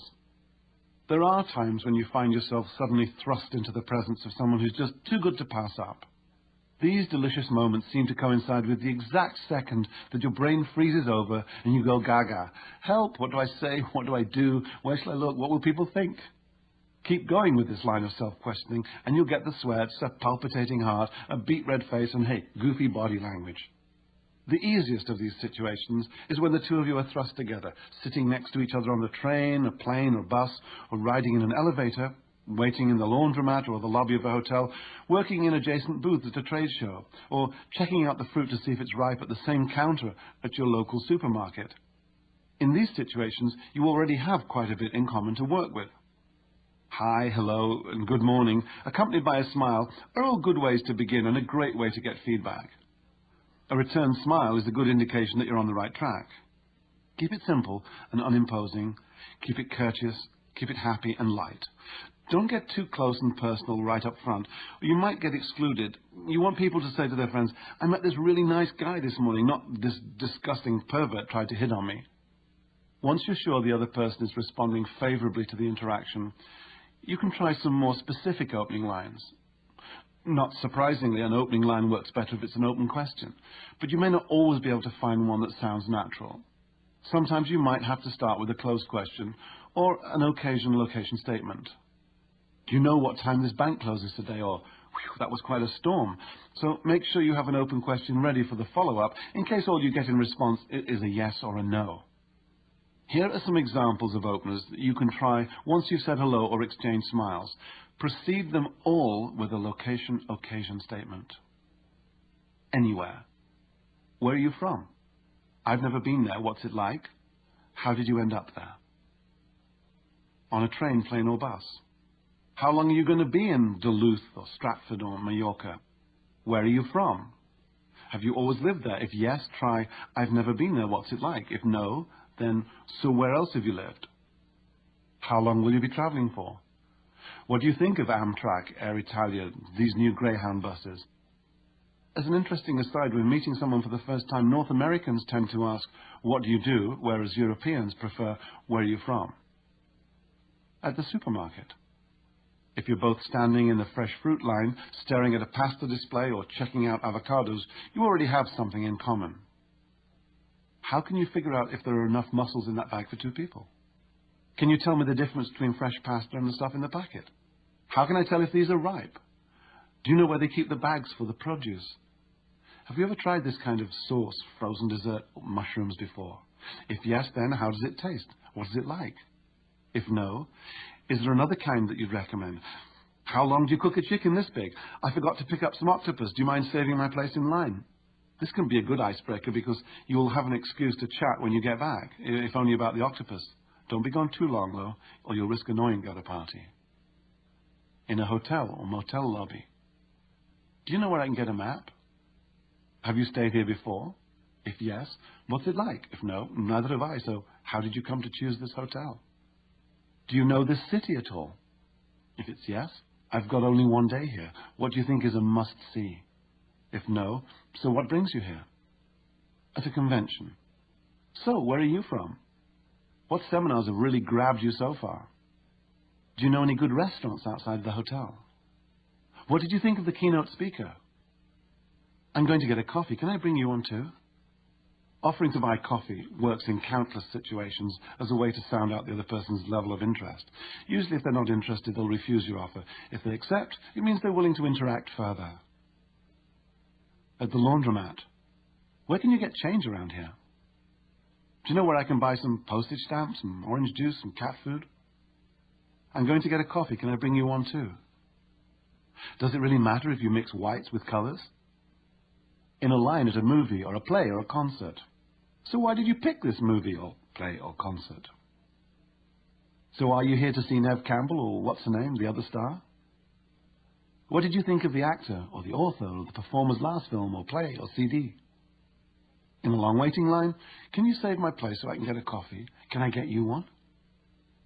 At an exhibition or a museum or a trade show or a country fair. Wow, what do you think of that? Do you know where the vintage locomotives are? What's your favorite event or display or ride so far? Have you seen the giant pumpkin yet? Walking your dog or watching others walk theirs. He's adorable. What breed is he? Great leash. Where did you get it? So what are Chihuahuas really like anyway? Here's a tip. Dog owners often end up socializing in public places, but don't get a dog unless you truly love animals. Running into someone you're familiar with, but have never plucked up the courage to talk to. Hi, I've got a couple of tickets to a play or a circus or a recital, and I was wondering if you'd like to join me. Hi, I'm really nervous, but I'd like to buy you coffee. In all of these situations, give the other person about 3 chances to interact. If after 3 questions or comments he or she is clearly not responding enthusiastically, don't make a pest of yourself. Disentangle graciously by saying something like, have a nice day, or enjoy the show, or enjoy the rest of your flight, or trip, or holiday, or whatever else is appropriate. Free information. It's actually easy to get free information from a stranger. This doesn't mean trying to learn someone's credit card number. What it means is learning the other person's name, interests, personal situation, and more. As you'll see, almost everybody is more than eager to give away this information if it's requested in the proper way. In fact, people will tend to follow your lead in offering information. That's why you say your name first, and the more you give, the more they will too. If you say, hi, I'm Carlos, you're likely to get, hi, I'm Paul. But if you start with, hi, I'm Carlos Garcia, you'll probably get back, hi, I'm Paul Tanaka. And if you start with, hi, I'm Carlos Garcia, I'm a friend of Gail's, Paul will probably respond in a similar way. Hi, I'm Paul Tanaka, and I work with Gail's husband. When you add information tags to your name, people tend to respond to them because you've offered them the opportunity. If they don't respond, you've at least set up the situation. They know what you want, so give them a little encouragement, a raised eyebrow or a straight out, and you will spur them on. The idea is to respectfully gather as much information as possible by first offering information about yourself. You can use this information to broaden and deepen your rapport. But this is something to get your teeth into. You're building momentum. Missed cues. Mike arrives at the train station 5 minutes earlier than usual. It's a warm, misty morning, and there are about 20 other people on the platform. Most of the usual commuter crowd hasn't shown up yet. Mike tucks his newspaper under his arm, stirs his coffee with a plastic stirrer, then turns and flicks it into the garbage can just behind him. As he moves back to his spot, he notices an auburn-haired young woman in a dark grey suit walking towards him. The woman stops about 10 feet away and sits on a bench. She carefully places her briefcase next to her and looks at her watch. Mike casts a sideways glance at her, half closing his eyes and pursing his lips slightly in appreciation. He's found himself in this type of situation almost more often than he cares to remember, eyeing someone, longing to approach her, and yet scared stiff at the prospect of making the connection. This time, he knows what he wants. He reminds himself that all he wants to do is start a conversation and get the young woman talking. His objective is not to have dinner with her tonight, not to go on holiday with her next Saturday, not to marry her by the end of the month, just to say a few words to see if she wants to be friendly. He says the most obvious thing he can think of. "Hi, do you mind if I sit here?" The woman moves slightly to her left. "Oh, I don't mind," she murmurs, and Mike sits down. "I haven't seen you at the station before," he says. "This is my first day," she responds. "I'm starting work at an ad agency in town." "The train gets pretty crowded at this time," Mike says, "but sometimes you can get a seat all the way." Mike has missed out on the free information. First day, ad agency. He should have picked up on this and used the conversation starters. Where, what, why, where, who, and how. What will you do there? Who are your main clients? Where is the agency? How did you get the job? All right, let's try it from the woman's point of view. Dorita, a website designer, is walking along the platform and sees an attractive, if rather tired-looking man seated on a bench. She sits down beside him and notices he's reading the latest P.D. James mystery. P.D. James is her favorite author. He smiles at her as she sits, and knowing that they have the book in common, she smiles back. But the man has gone back to reading. Dorita decides to plunge ahead. "So, are you a P.D. James fan?" "No," says the man. "Would you believe this is only the second mystery I've ever read?" "Why is that?" "I don't get much time for reading. I'm a resident at a hospital in the city." "Oh, well, I've read all her books. She's my favorite mystery author, although I also like Dick Francis a lot." What response can Dorita expect? The last thing out of her mouth is a series of statements, not questions. Dorita was on track with her second query, a why question, but then she ignored the free information that Joel had given her. Instead, she went on talking about herself. If she'd been listening actively, she would have followed up with, which hospital? A resident in what? Why did you pick that speciality? The where, what, and why would have led her to further conversation. Active listening. Listening is the other side of the conversation coin. As a good active listener, you must demonstrate that you're truly interested in the other person. The key to being an active listener lies in making a sincere effort to absorb what the person is saying and feeling. Listening is different from hearing. You may hear a cello as part of an orchestra, but when you actively listen to that same cello, you're consciously focused on every note and absorbing the emotion. Active listening is an active attempt to grasp and understand the facts and underlying feelings of what is being said. It doesn't mean giving up your own opinions and feelings, but it does mean that you're there to empathize as much as possible. You can show how much you understand by giving the appropriate feedback. Listen with your eyes, listen with your body, nod your head, look at the person. Keep your stance open and leaning. Encourage the other person verbally. A distinction here should be made between the parrot-phrasing school of listening and the active school of listening. Parrot-phrasing or paraphrasing involves giving back more or less what the other person has just said. Paul, how have you been affected by the terrible weather we've been having? Kathy, I love heat waves like this, but the man I'm seeing is threatening to move to Alaska without me, and I think he's actually serious. Paul, sounds like even though you love heat waves, you might have to move to Alaska if you want to stay with the man you're seeing.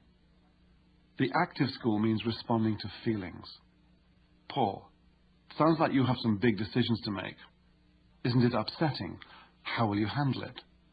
Simply put, with parrot-phrasing, it only sounds like you're listening, whereas with active listening, people feel that you're listening and they feel that you care. Give spoken feedback. Get inside what the other person's saying. This kind of feedback ranges from primal sighs and international grunts like, whoa, ah, ooh, all the way down to full-blown reactions like, oh, really? And then what? You're not serious. So what did she do? Any kind of encouragement is welcome in conversation. It keeps the ball rolling and shows that you're listening, even though you're not saying much. Give physical feedback. Use open, encouraging body language. Nod in agreement and use plenty of eye contact, but don't stare. Look away in thought. Sometimes looking at your hands from time to time gives the impression of participation. If you're sitting in a chair, move to the edge of the chair and look interested or enthusiastic. If you're standing, with your heart pointed at the other person, nod from time to time and look thoughtful or surprised or amused, or whatever your really useful attitude inspires as an appropriate response to what the person's saying. Give and take. With practice, easy, natural conversation will become second nature to you. Here are some handy tips to work on as you develop and improve. First, as ever, assume a really useful attitude. Be curious and show concern for others. Encourage them to talk with you by giving sincere feedback. Work toward finding common interests, goals and experiences, and communicating with enthusiasm, knowledge and interest. Face-to-face communication, establishing rapport, is all about the hunt for common ground. Futility is doing the same thing over and over again and expecting different results. Hold up your own end of the conversation. Speak clearly and deliberately. Slowing down your rate of speech will make you feel more confident. So will a low-key display of your sense of humor. It also helps if you keep abreast of current events and the issues that affect our lives. So read a newspaper every day and be up to date on what's going on in the world, the big issues at least. In my seminars, I have the participants prepare their own 10-second commercial. It's really just a way of telling others who you are and what you do in a few short sentences. But be yourself.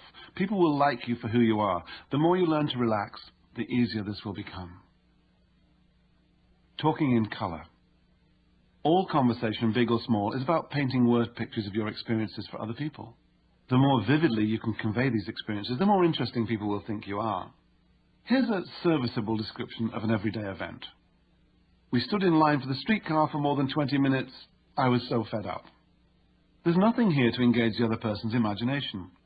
So instead of talking in black and white, learn to talk in color. Involve as many of the senses as you can in your conversation. Describe what things look like, what they sound like, and how they make you feel, and, if appropriate, what they smell and taste like. Let's try that sentence again. It was amazing standing there in the silence amongst all those people. The rain had just stopped and my collar was still wet. The lights of the buildings were shining on the puddles and the hot dog vendor behind us was ringing out his... You get the idea. This is sensory-rich language, and the imagination, both yours and theirs, revels in it, because it was sensory-rich. Handling compliments. Accept all compliments graciously. Do it simply, do it directly. Avoid the temptation to be too modest or self-effacing. The standard two-word response to a compliment is, thank you.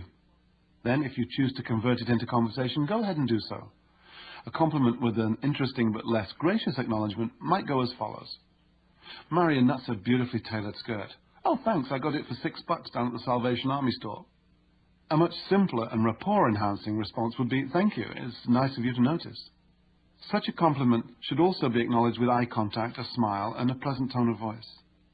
Compliments are fine as long as they're sincere. Exaggerated or false compliments destroy credibility and endanger whatever rapport has been established. Cheap flattery, tired cliches, and patronizing remarks reek of insincerity and can be insulting.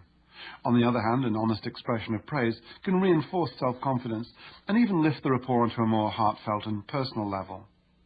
If you notice something good or interesting about someone, or a praiseworthy performance, then a compliment is in order, but try and avoid general words like nice or good and great. Nice suit, big deal. Blue really suits you, sounds much better. You're such a good person, sounds like a build-up to being dumped. You bring out the best in everyone. Now, that's a compliment. Specific compliments usually come across as being more sincere than general compliments. Great suit won't stimulate your host or hostess as much as, was that the tiniest hint of fresh dill I just tasted? You've done it again. If you're complimenting a performance, take the trouble to go into detail. You were wonderful today is not half as powerful as you handled that question about the nursing home without flinching. That was an impressive strategy.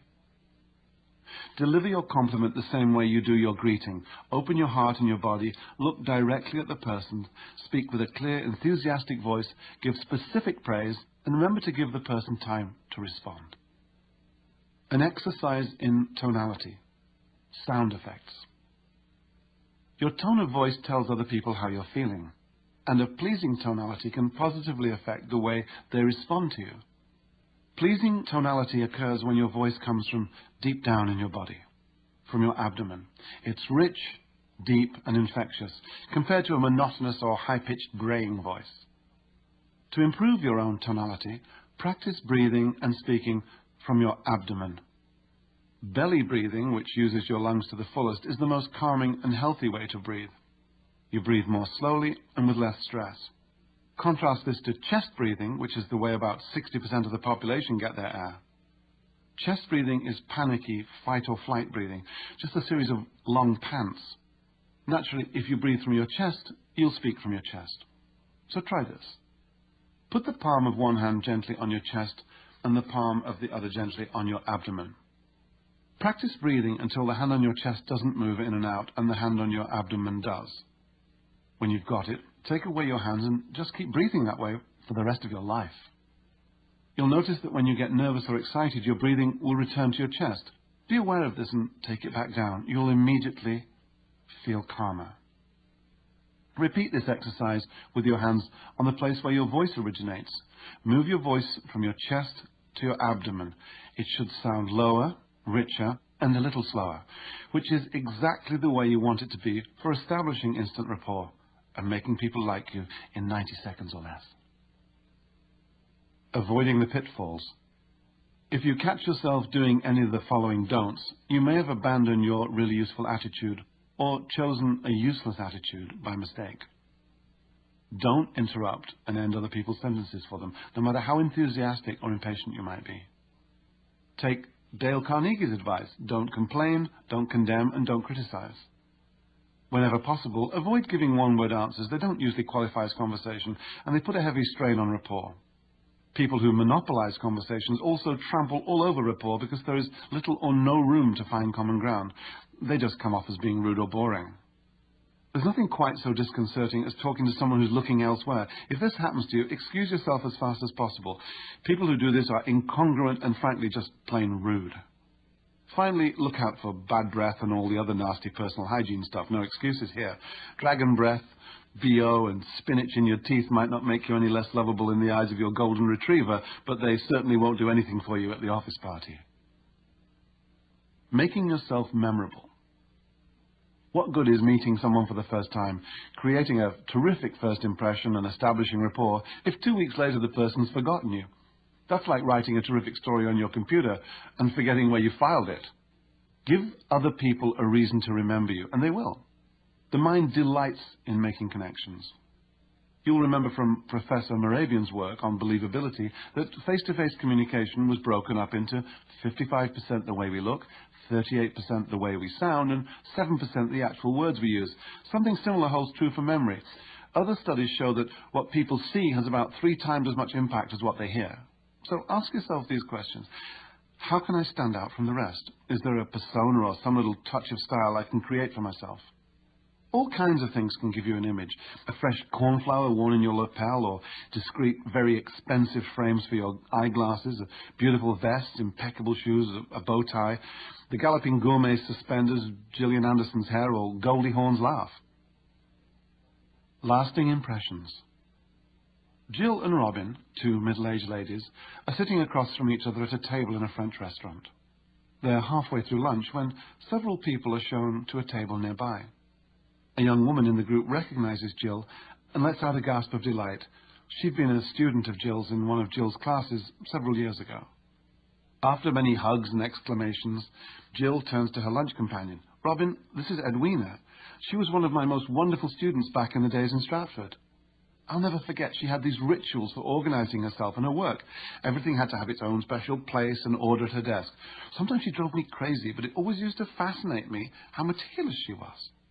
"Nice to meet you," Robin says, taking Edwina's hands. "So tell me, Edwina, what are you doing these days?" Jill asks. Edwina proceeds to tell Jill about her work as an associate producer on a local TV show and then adds, "There are quite a few of us there from school. Do you remember Suzanne Sparks?" "No, I'm sorry, I can't quite picture her," Jill says, searching about with her eyes. "You know, the one who always came to class in those crazy leather vests." "Oh, yes, of course." Jill turns to Robin, including her in the picture. "Suzanne was a terrific painter. I believe she spoke Spanish and German, too. Does she still have that mop of spiky red hair?" she asks, turning back to Edwina.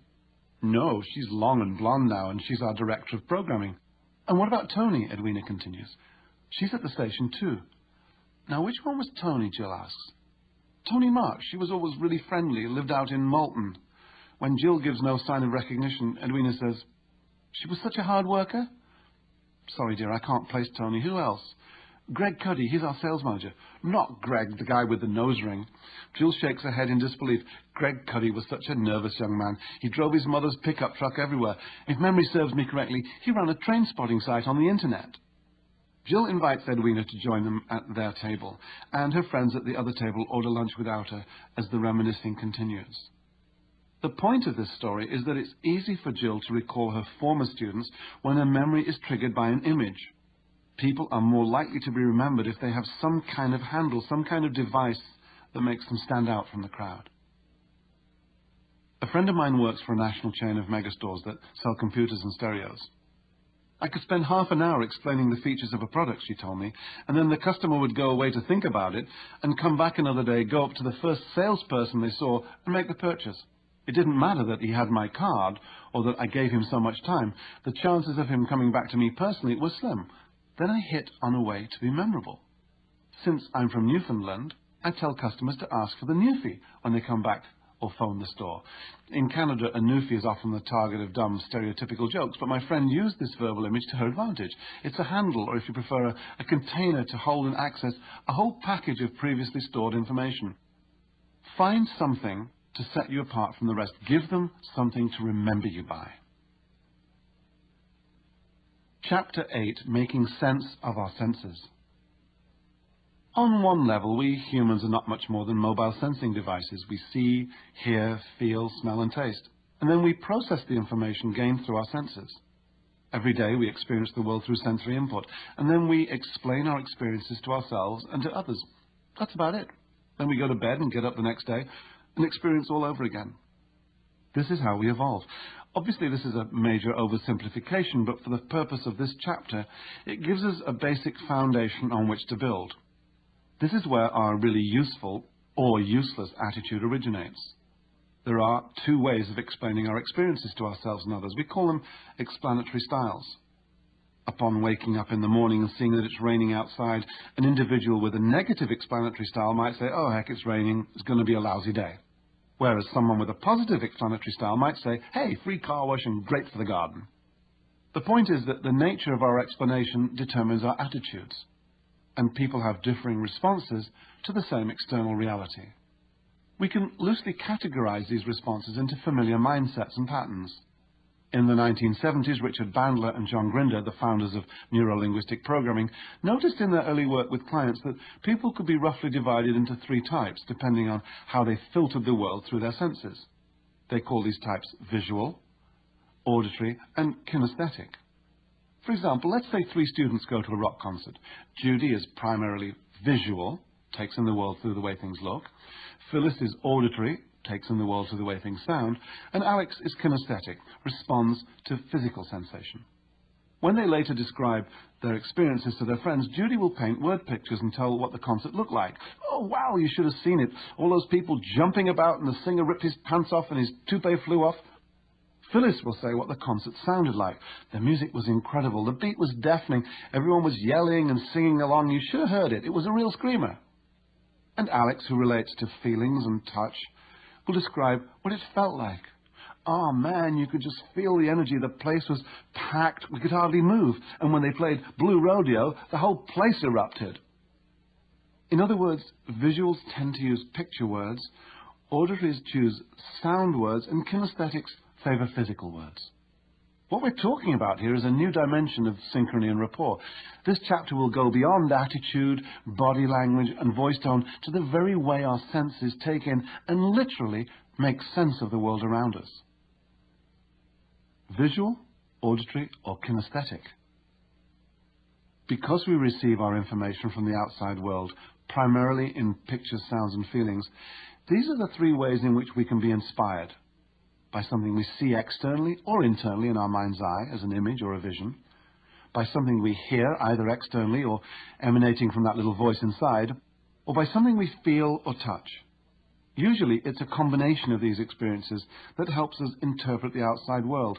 But one of these three senses, sight, sound, or touch, tends to dominate the other two. To the untrained eye, or ear, all of us look, sound, and feel just like ordinary folks. However, to the trained person, there are subtle but important differences. As you might imagine, an individual who gives primary importance to the way things look will be concerned with and influenced by appearances. Similarly, someone to whom sound is important will respond to the way things sound, and a person who experiences the world through physical sensations will be concerned with the way things feel, both internally and externally, through touch. Last year I was listening to two politicians being interviewed on the radio. They were both thinking of running for the leadership of their party. When the interviewer asked them to voice their plans, one said, quite thoughtfully, "I'm leaning heavily toward giving it a shot." The much quicker response from the other man was, "Now that we have a clearer view of the future, I can see the possibilities." The interviewer responded, "Sounds like you're both ready to announce your intentions." Well, what do you reckon? Can you grasp the distinction? The interviewer, using phrases like voice your plans, announce your intentions, was possibly auditory. In all fairness, that would be natural language to use on the radio, but still, a surprising number of radio hosts turn out to be auditory. The first aspiring leader used physical language, lean heavily, give it a shot, and spoke deliberately, indicating a kinesthetic inclination. The second hopeful candidate had a clearer view and could see the possibilities, and therefore came across as pretty visual to me. Of course, no one is totally visual, utterly auditory, or 100% kinesthetic. Naturally, we're a mixture of all three, yet in every person, one of these systems, rather like left or right-handedness, dominates the other two. Studies have shown that as many as 55% of all people in our culture are motivated primarily by what they see, and we call them visual. 15% by what they hear, we call them auditory, and 30% by physical sensation. We call them kinesthetic. Grab a pencil and let's try a self-test. Let's determine what's your favorite sense. Where would you place yourself among visuals, auditories, and kinesthetics? Like many people, you'll probably say, "Oh, I'm visual for sure," but you might be in for a big surprise. Let's try this test to see how you tune into the world. Choose only one answer, A, B, or C, from each question, and note your answer on a piece of paper. Question 1. If only 3 rooms are left at a beach resort, I'll choose the room that offers A, an ocean view but lots of noise, B, sounds of the ocean but no view, and C, comfort but lots of noise and no view. Question 2. When I have a problem, I A, look for alternatives, B, I talk about the problem, and C, I rearrange the details. Question 3. When riding in a car, I want the inside to A, look good, B, sound quiet or powerful, C, feel comfortable or secure. Question 4. When I explain a concert or event I've just attended, I first A, describe how it looked, B, tell people how it sounded, or C, convey the feeling. 5. In my spare time, I most enjoy A, watching TV or going to the movies, B, reading or listening to music, C, doing something physical like a craft or gardening or playing a sport. 6. The one thing I personally believe everyone should experience in his or her lifetime is A, a sight, B, a sound, or C, a feeling. 7. Of the following activities I spend most time indulging in: A, daydreaming, B, listening to my thoughts, and C, picking up on my feelings. 8. When someone's trying to convince me of something, A, I want to see evidence or proof, B, I talk myself through it, C, I trust my intuition. 9. I usually speak and think A, quickly, B, moderately, C, slowly. 10. I normally breathe from A, high in my chest, B, low in my chest. C, my belly. 11. When finding my way around an unfamiliar city, A, I use a map. B, I ask for directions. C, I trust my intuition. 12. When I choose clothes, it's most important to me that A, I look immaculate. B, I make a personal statement about my personality. And C, I feel comfortable. 13. When I choose a restaurant, my main concern is that A, it looks impressive. B, I can hear myself talk. Or C, I'll be comfortable. 14. I make decisions A, quickly. B, moderately. C, slowly. Tally your A's, B's, and C's. See how many A's you got, how many B's, and how many C's. A is visual, B is auditory, and C is kinesthetic. The higher the number in each category, the stronger the tendency. Now, by taking this test, not only will you have a strong indication of how your three main senses stack up, but you'll also begin to understand how people can have differing priorities. However, there are many variables here at work, not the least of which is that you already knew the purpose of the test before you took it. In my seminars, I generally have people complete this test before they realize its significance. Try it out on a few friends and see how they fare. Use their results to further your insight in being able to recognize sensory preferences. From the test, you'll begin to see why you connect easily with some people when you first meet them, but not at all with others, and why you feel as if you know certain people even though you've never met them before. It comes down to sensory harmony. When two visuals meet, they're familiar to each other because they see things the same way. This doesn't mean they agree, and express their experiences in the same way. The same goes for two auditories or two kinesthetics. On the other hand, if the person you meet sees, hears, or feels the world in a different way from yours, you need to learn how to recognize that fact and how to adapt to tune in to his or her wavelength to establish rapport that can lead to a meaningful friendship or relationship. To give you an idea of how sensory preferences impact on your day-to-day life, let me tell you about my own situation. I am auditory and my wife is kinesthetic. If we have a falling out, Wendy knows how to connect to me in my language with auditory words. She gets my immediate attention by saying, "Nick, you're not listening to me. You're not hearing a word I'm saying." If she were to say, "Can't you see what I'm saying?" or even worse, "Can't you see how that makes me feel?" the truth is no. No, I can't. Sure, I can make the obvious intellectual connection, but I have to stop and think about it. My brain has to take the extra step of translating her language into something I can relate to. When she sends a message on my auditory wavelength, she makes a direct connection and fast. Conversely, if I want to connect directly to her sensibilities, I say, "I know how you feel when that happens." In other words, I use a touchy-feely kinesthetic approach, simple yet extraordinarily effective. Tuning in to sensory preferences. What do sensory types have to do with making people like you in 90 seconds or less? Well, much more than you might expect. When you can figure out other people's sensory preferences, you can communicate on their wavelength. If you want to better relate to your spouse, win a judge over to your side of the argument, make that sale, land that job, or impress somebody at a party, recognizing visual, auditory, and kinesthetic people can be invaluable. The day after one of my seminars, I received an excited phone call from a woman who'd been sitting in the audience. Her name was Barbara, and she owned a flooring store. "It's incredible," she said. "It's 9:30, we've been open for 1 hour, and I've just sold to my 5th out of 5 customers. I've never done that before." "This is perfect for my business," she continued, referring to my lecture on figuring out the visual, auditory, and kinesthetic people we come across in the course of our daily adventures. The first 4 sales were probably normal, even though I was aware of what I'd learned, but the 5th, this lady came into the shop dragging her husband along with her.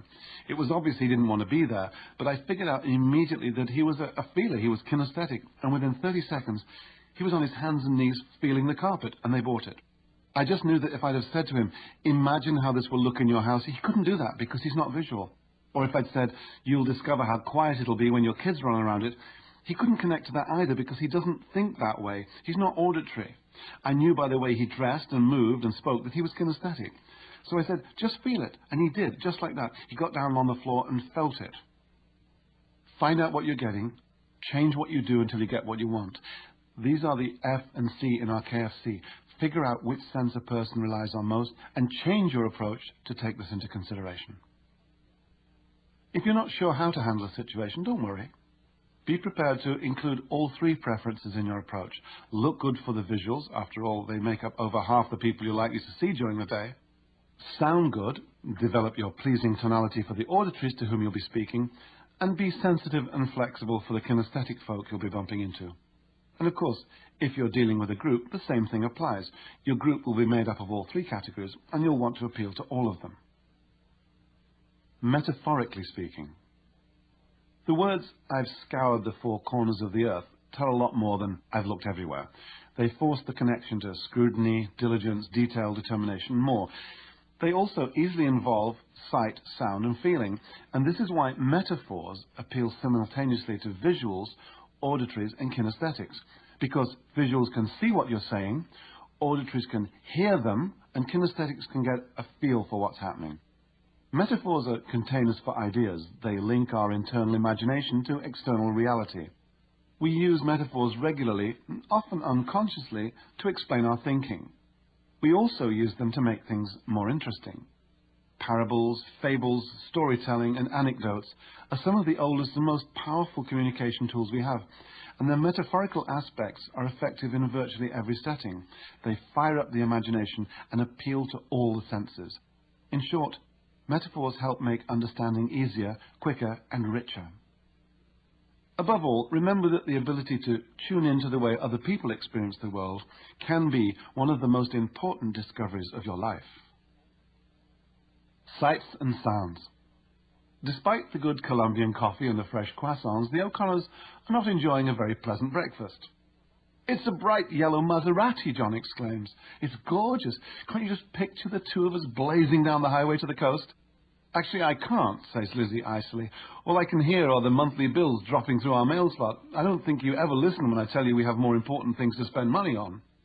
John stomps out of the house in a rage. But that evening, after leaving work, he buys a luxurious, multicolored silk scarf for Lizzie in an attempt to win her over. Arriving home, he finds her in the living room and hands her the exquisitely wrapped box. "And what's this for?" Lizzie asks distantly as she removes the scarf from its box. "What's the occasion?" "It's just to show you how much I love you." "A scarf doesn't tell me anything," Lizzie snaps and walks out of the room. John slumps down on the couch, slowly winding the expensive scarf around his hand and tightening it until his fingers throb with pain. What happened here? Well, John is visual. He makes sense of the world primarily through what he sees. The yellow Maserati, his picture of them in the car, the multi-hued scarf. But Lizzie's auditory. She hears the car bills dropping through the mail slot. She doesn't think John listens when she tells him something. Can this marriage be saved? You bet. A pair of concert tickets to Lizzie's favourite band. Something that appeals to her ears would sound much better to her. Here's how John could have handled it had he been more sensitive to the way Lizzie hears the world. "I'm really sorry, Lizzie," John would say in a soft, pleasing voice, after giving her the tickets. He uses auditory words with his wife. "I'll tell you what, let's put some harmony back in this house and talk it through a bit. Does that sound okay to you?" Lizzie nods, taking in the suddenly more acceptable words and the meaning they convey. "Have I told you how the Maserati purrs like a kitten's and shifts so quietly you can barely hear it?" John asks sweetly. "And wait till we discuss the surprisingly reasonable payments." "Oh, I finally see the picture you're painting, John," says his wife. "It's all so clear to me now." A few months ago, I gave the opening address at a home builders convention. During my talk, I used role-playing, with me playing all the roles, to illustrate some of the behavioral differences that visual, auditory, and kinesthetic people display in face-to-face communication. At the end of the talk, a big, tough-looking but well-groomed man pulled me to one side. He was very emotional, and he looked like he was on the verge of tears, shaking his head from side to side. He said, "I don't know what to say. I'm leaving right now to go to my son's school and give him a hug." He was choking up. "For years I've been furious with him when I talk to him. He turns his head away and he doesn't look at me. It drives me crazy, and I yell at him, 'Look at me when I'm talking!' He hardly ever looks me straight in the eye when I'm giving him instructions. But from everything you've said, you've made me realize he's auditory. He's not ignoring me when he looks away. He's turning his ear towards me so he can concentrate. And me, I'm visual. I need eye contact." He pumped my hand and laughed. It's amazing. These things go on right under our noses every day of our lives, and we never realized. Not until now, that is. Chapter 9, Spotting Sensory Preferences. Recognizing which sense other people rely on to experience the world and then using this information in your dealings with others, whether personal, professional, or social, can have a profound effect on how they respond to you. This chapter deals with picking up the initial cues that other people give us without knowing it. Whether visual, auditory, or kinesthetic, their signals are there for us to interpret and utilize in establishing rapport. In the question period at the end of one of my seminars, a middle-aged woman in the second row asked slowly, "Do you feel it's hard to put your finger on what a person's sensory preference is?" This delightful woman wore a big, comfortable knit coat and was twiddling her finger slowly through her hair as she spoke. I thanked her for the question and immediately asked her not to move. Obviously a very good-natured person, she froze in position. "I'm going to ask you to repeat your question in exactly the same way," I said to her, "but I want the rest of the audience to observe. Is that okay?" She nodded, paused, and repeated her question, complete with hair twiddling. There was a collective smile from the other people in the audience as they understood what they'd just witnessed. Then the lady herself looked up to the top of her head and chuckled. Her choice of the words feel, hard, and put your finger on, her easy way of speaking, her comfortable coat, her slightly full figure, and her habit of playing with her hair were quite the giveaways. She had dropped enough clues to give the whole audience a strong indication as to what this woman's sensory preferences might be. You weren't there, but what sense do you think she most relies on? You're right on if you said kinesthetic. TV giveaways. TV talk shows are a great place to brush up on your sensory preference spotting talents. The late shows, where everyone tends to overdress, are usually not the best venues for this exercise. Far better are the interview shows with hosts like Charlie Rose or Larry King, or local talk shows where people are more themselves. Turn down the volume and try to figure out through physical appearances, hand gestures, eye movements, and clothing whether the person is visual, auditory, or kinesthetic. Then turn up the volume and listen to the words, the pace of speech, and the tonality of the voice. You can do the same with radio interviews. Concentrate on the words. Radio talk shows are a mine of information about sensory preferences, and you can practice while you're stuck in traffic.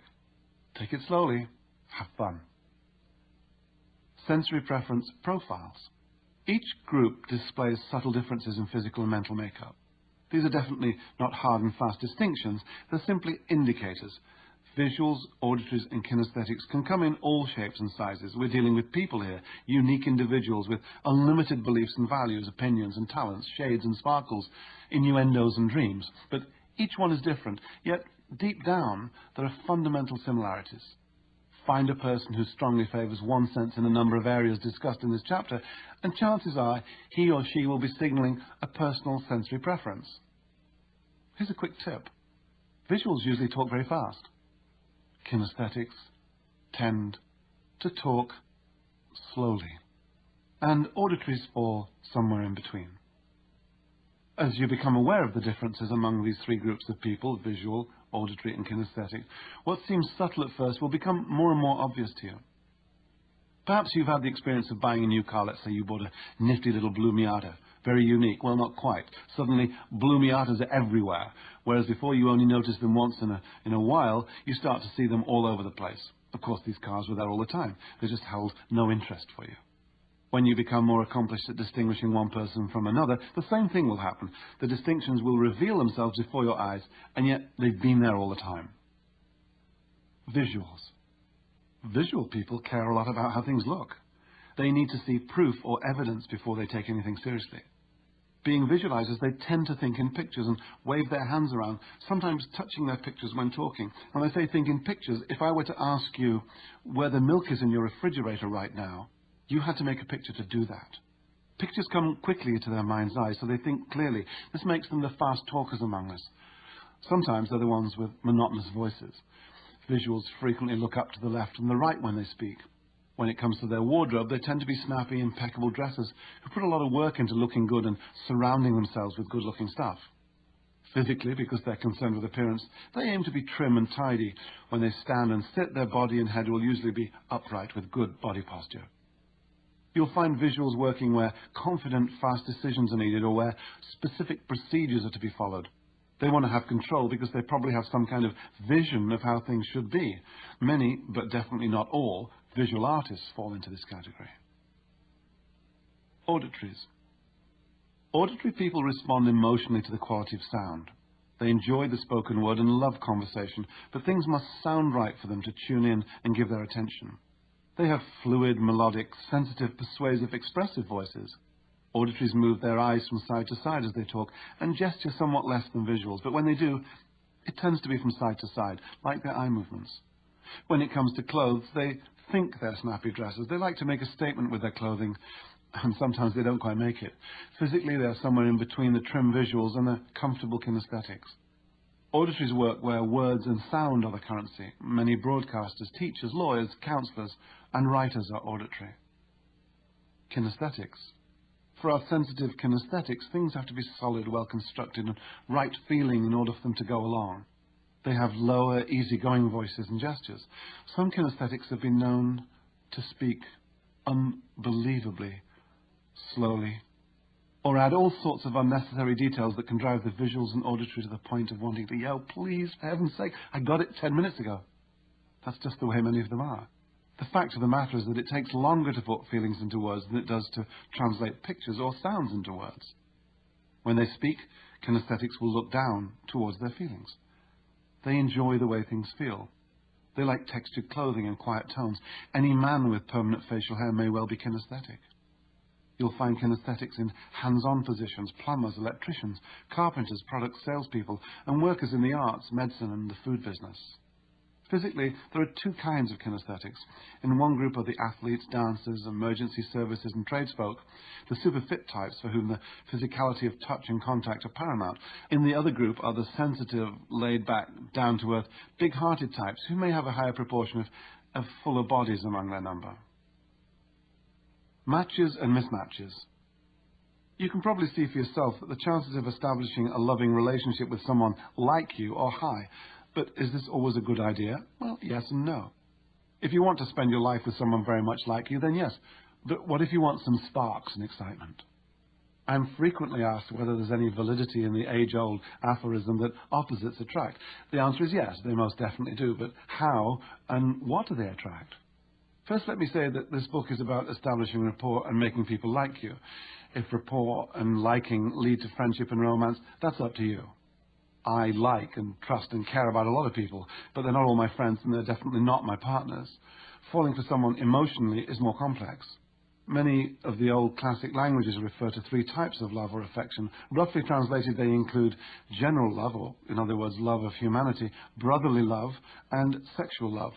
When all three are present, a relationship is indeed rich. In my opinion, and it has no scientific basis other than my close enough acquaintanceship with more than 35 couples whose relationships have lasted more than 20 years and are still vibrant, the following observation holds true. Relationships that have endured more than 20 years have an interesting pattern of sensory preferences. They are actually complete opposites. You'll remember from the self-test that the tally at the end allowed you to rank your preferences. Let's use my own rating as an example.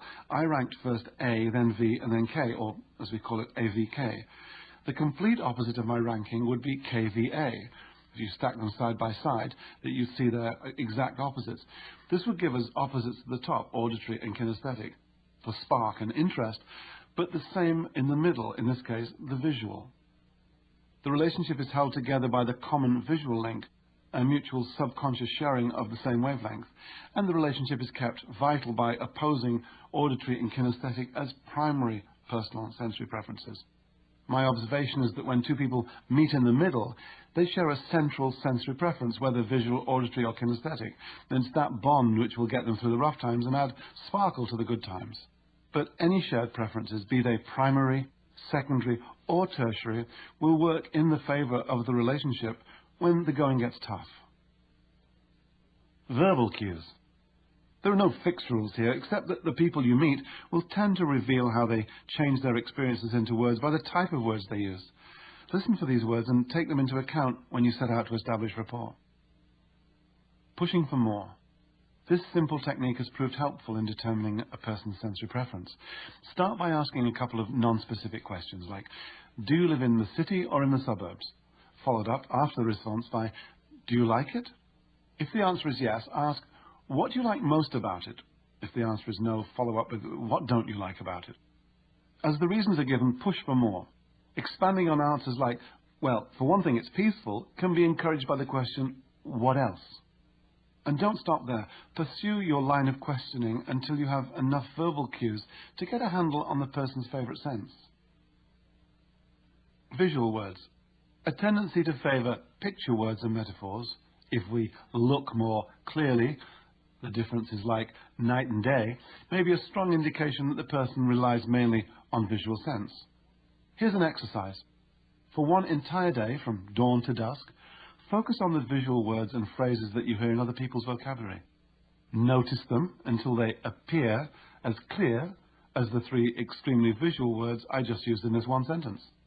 Here are some picturesque words that will give you perspective and focus as you observe people who scrutinize the world with their eyes. Make the effort in your conversation with other people to talk in colour by painting word pictures.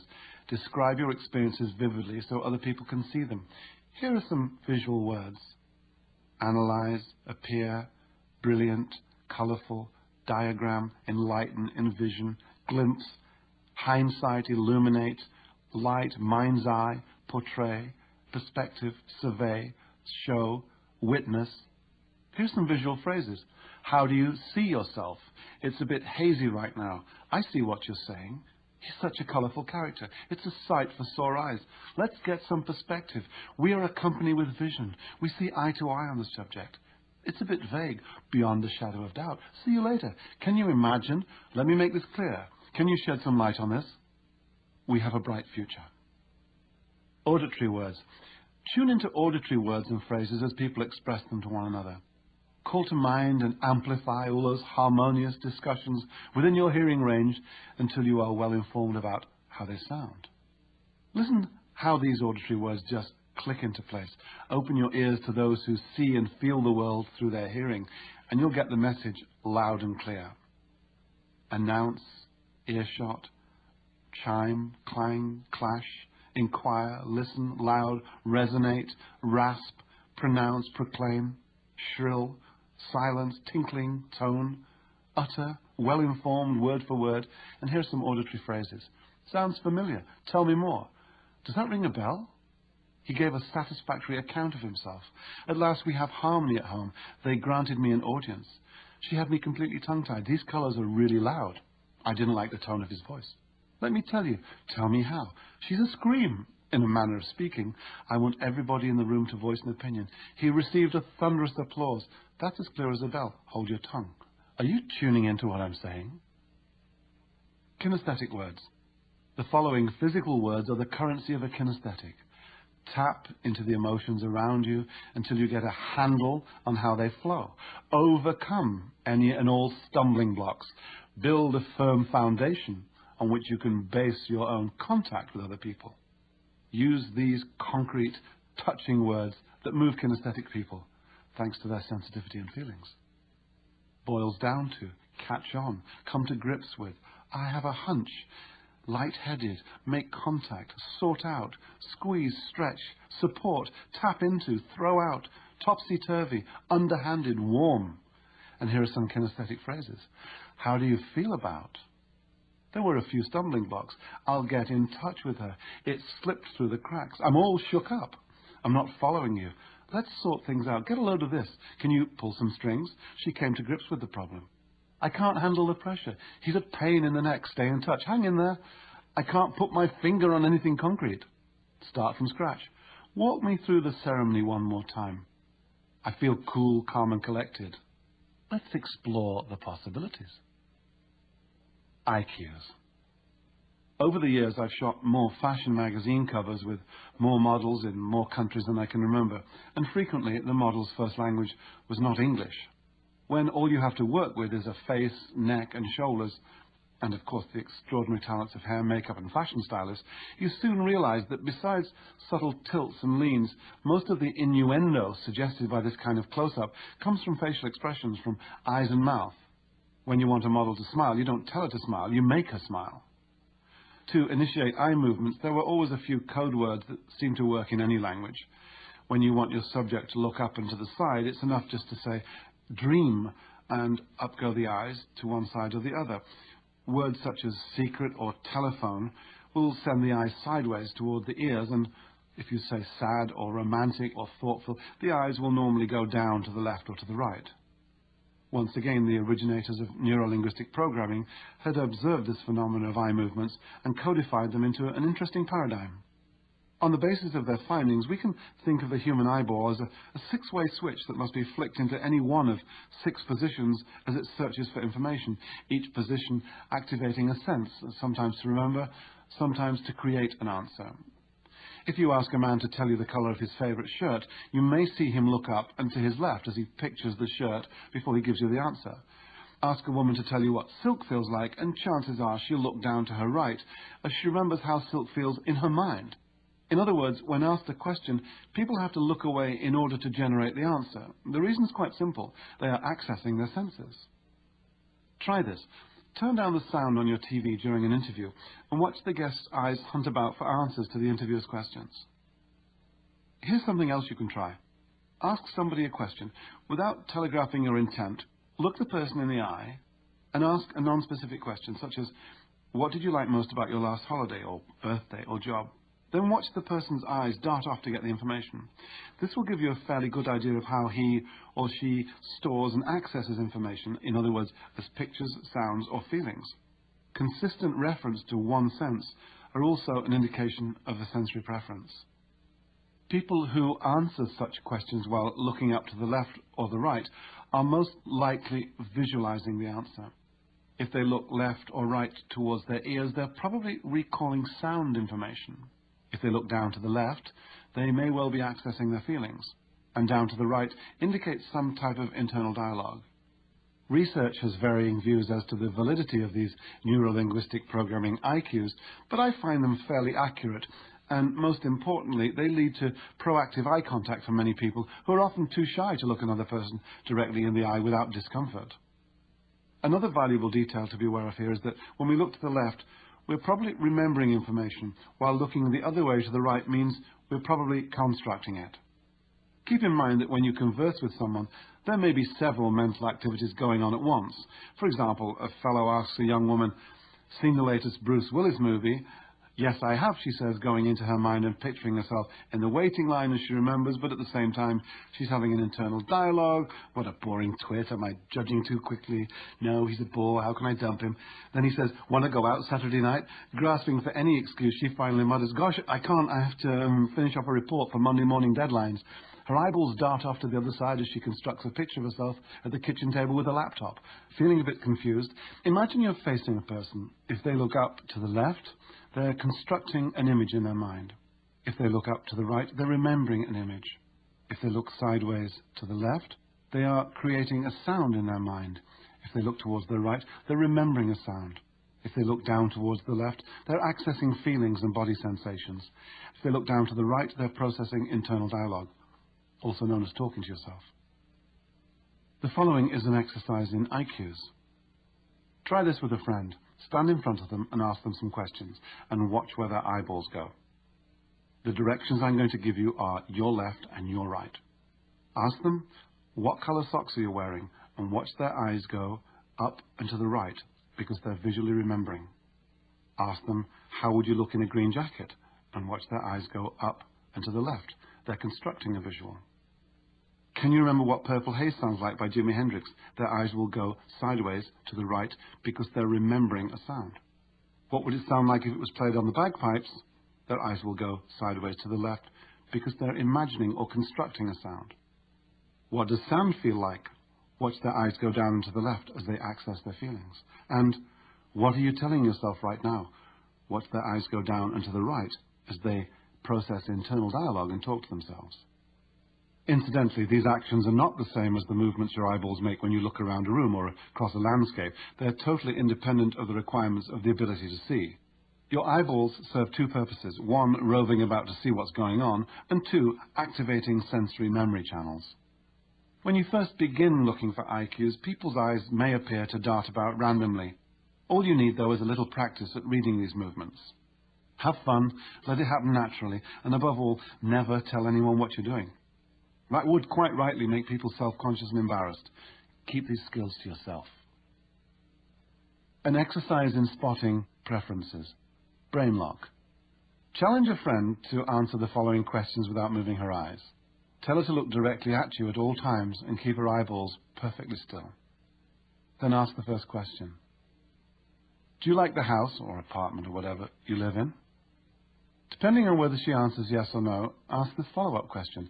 Quickly list 6 things you like or don't like about where you live.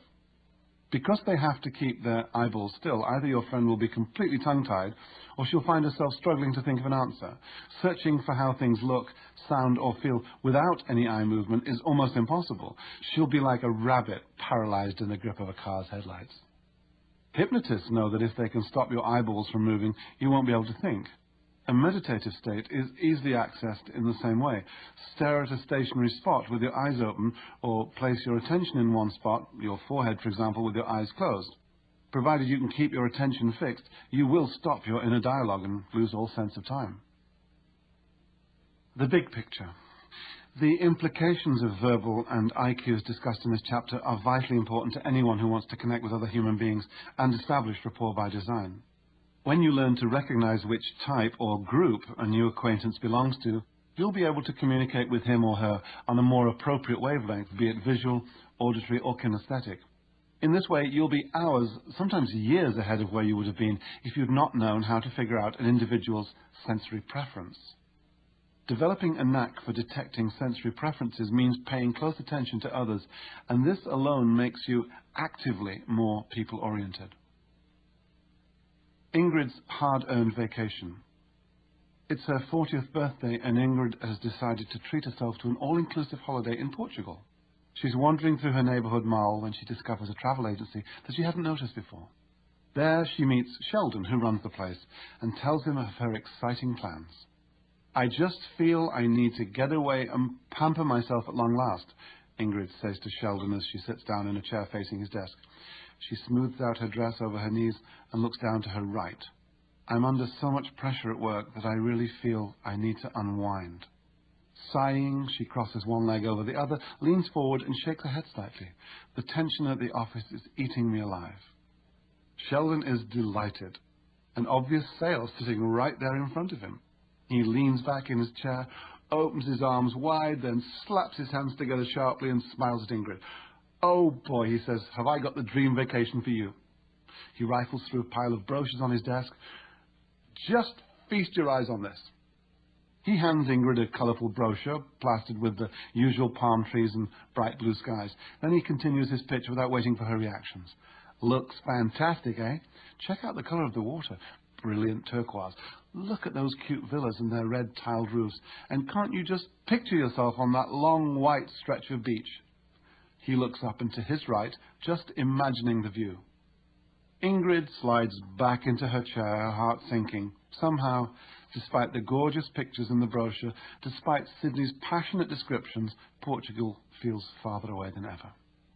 What's the problem? By now you guessed it. Ingrid understands the world through her feelings. Look at her words.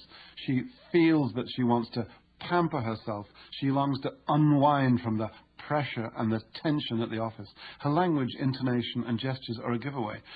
She looks down towards her feelings. What counts most to Ingrid is the way things feel. If Sheldon had been watching for cues, he would have gently led her towards a feeling of confidence and anticipation and warmth. Okay, Ingrid, he would have said. I follow you. I know what you mean about pressure. I have just the place for you. I've actually been there myself. The sand is soft and warm. Oh, the feel of those gentle waves as they break over you and around you. And the beds in these particular villas are amazingly comfortable and cool. He would have accessed the same channel that Ingrid has been tuned into for the past 4 decades. Sheldon should have taken the 4 steps of rapport by design to connect with his customer. 1, adopting a really useful attitude to lead her towards his goal. 2, synchronizing her body language and voice tone during their conversation. 3, using open questions and actively listening for her responses. And 4, picking up on all the clues to her preferred sense along the way. The clues I've given you towards spotting sensory preferences are of course generalizations, but when several of these generalizations point in the same direction, the chances are pretty good that you've discovered the primary way a person perceives and filters the world. This will be your most effective tool in establishing rapport and connecting with others. Chapter 10, Putting It All Together. People are drawn to one another and are eager to connect, to be liked. Successful communicators don't go out into the world every day loaded up with skills and techniques. They go out and take what they do for granted. It's in the letting go that the people, things, and events in your life flow easily. This is the difference between those who struggle and get nowhere and those who appear to do very little and have everything. The more you act upon what you've learned here, the more you will effortlessly just assume rapport with other people. But of course you must practice, but soon it will be as natural as riding a bike or swimming, two other skills you only accomplished on the day you let go of worrying and had faith. This book is about connecting with your greatest resource, other people. It's about establishing rapport with them as you join together mentally. You've seen that rapport is the link between meeting and communicating, and how the quality and depth of rapport you establish can affect the outcome.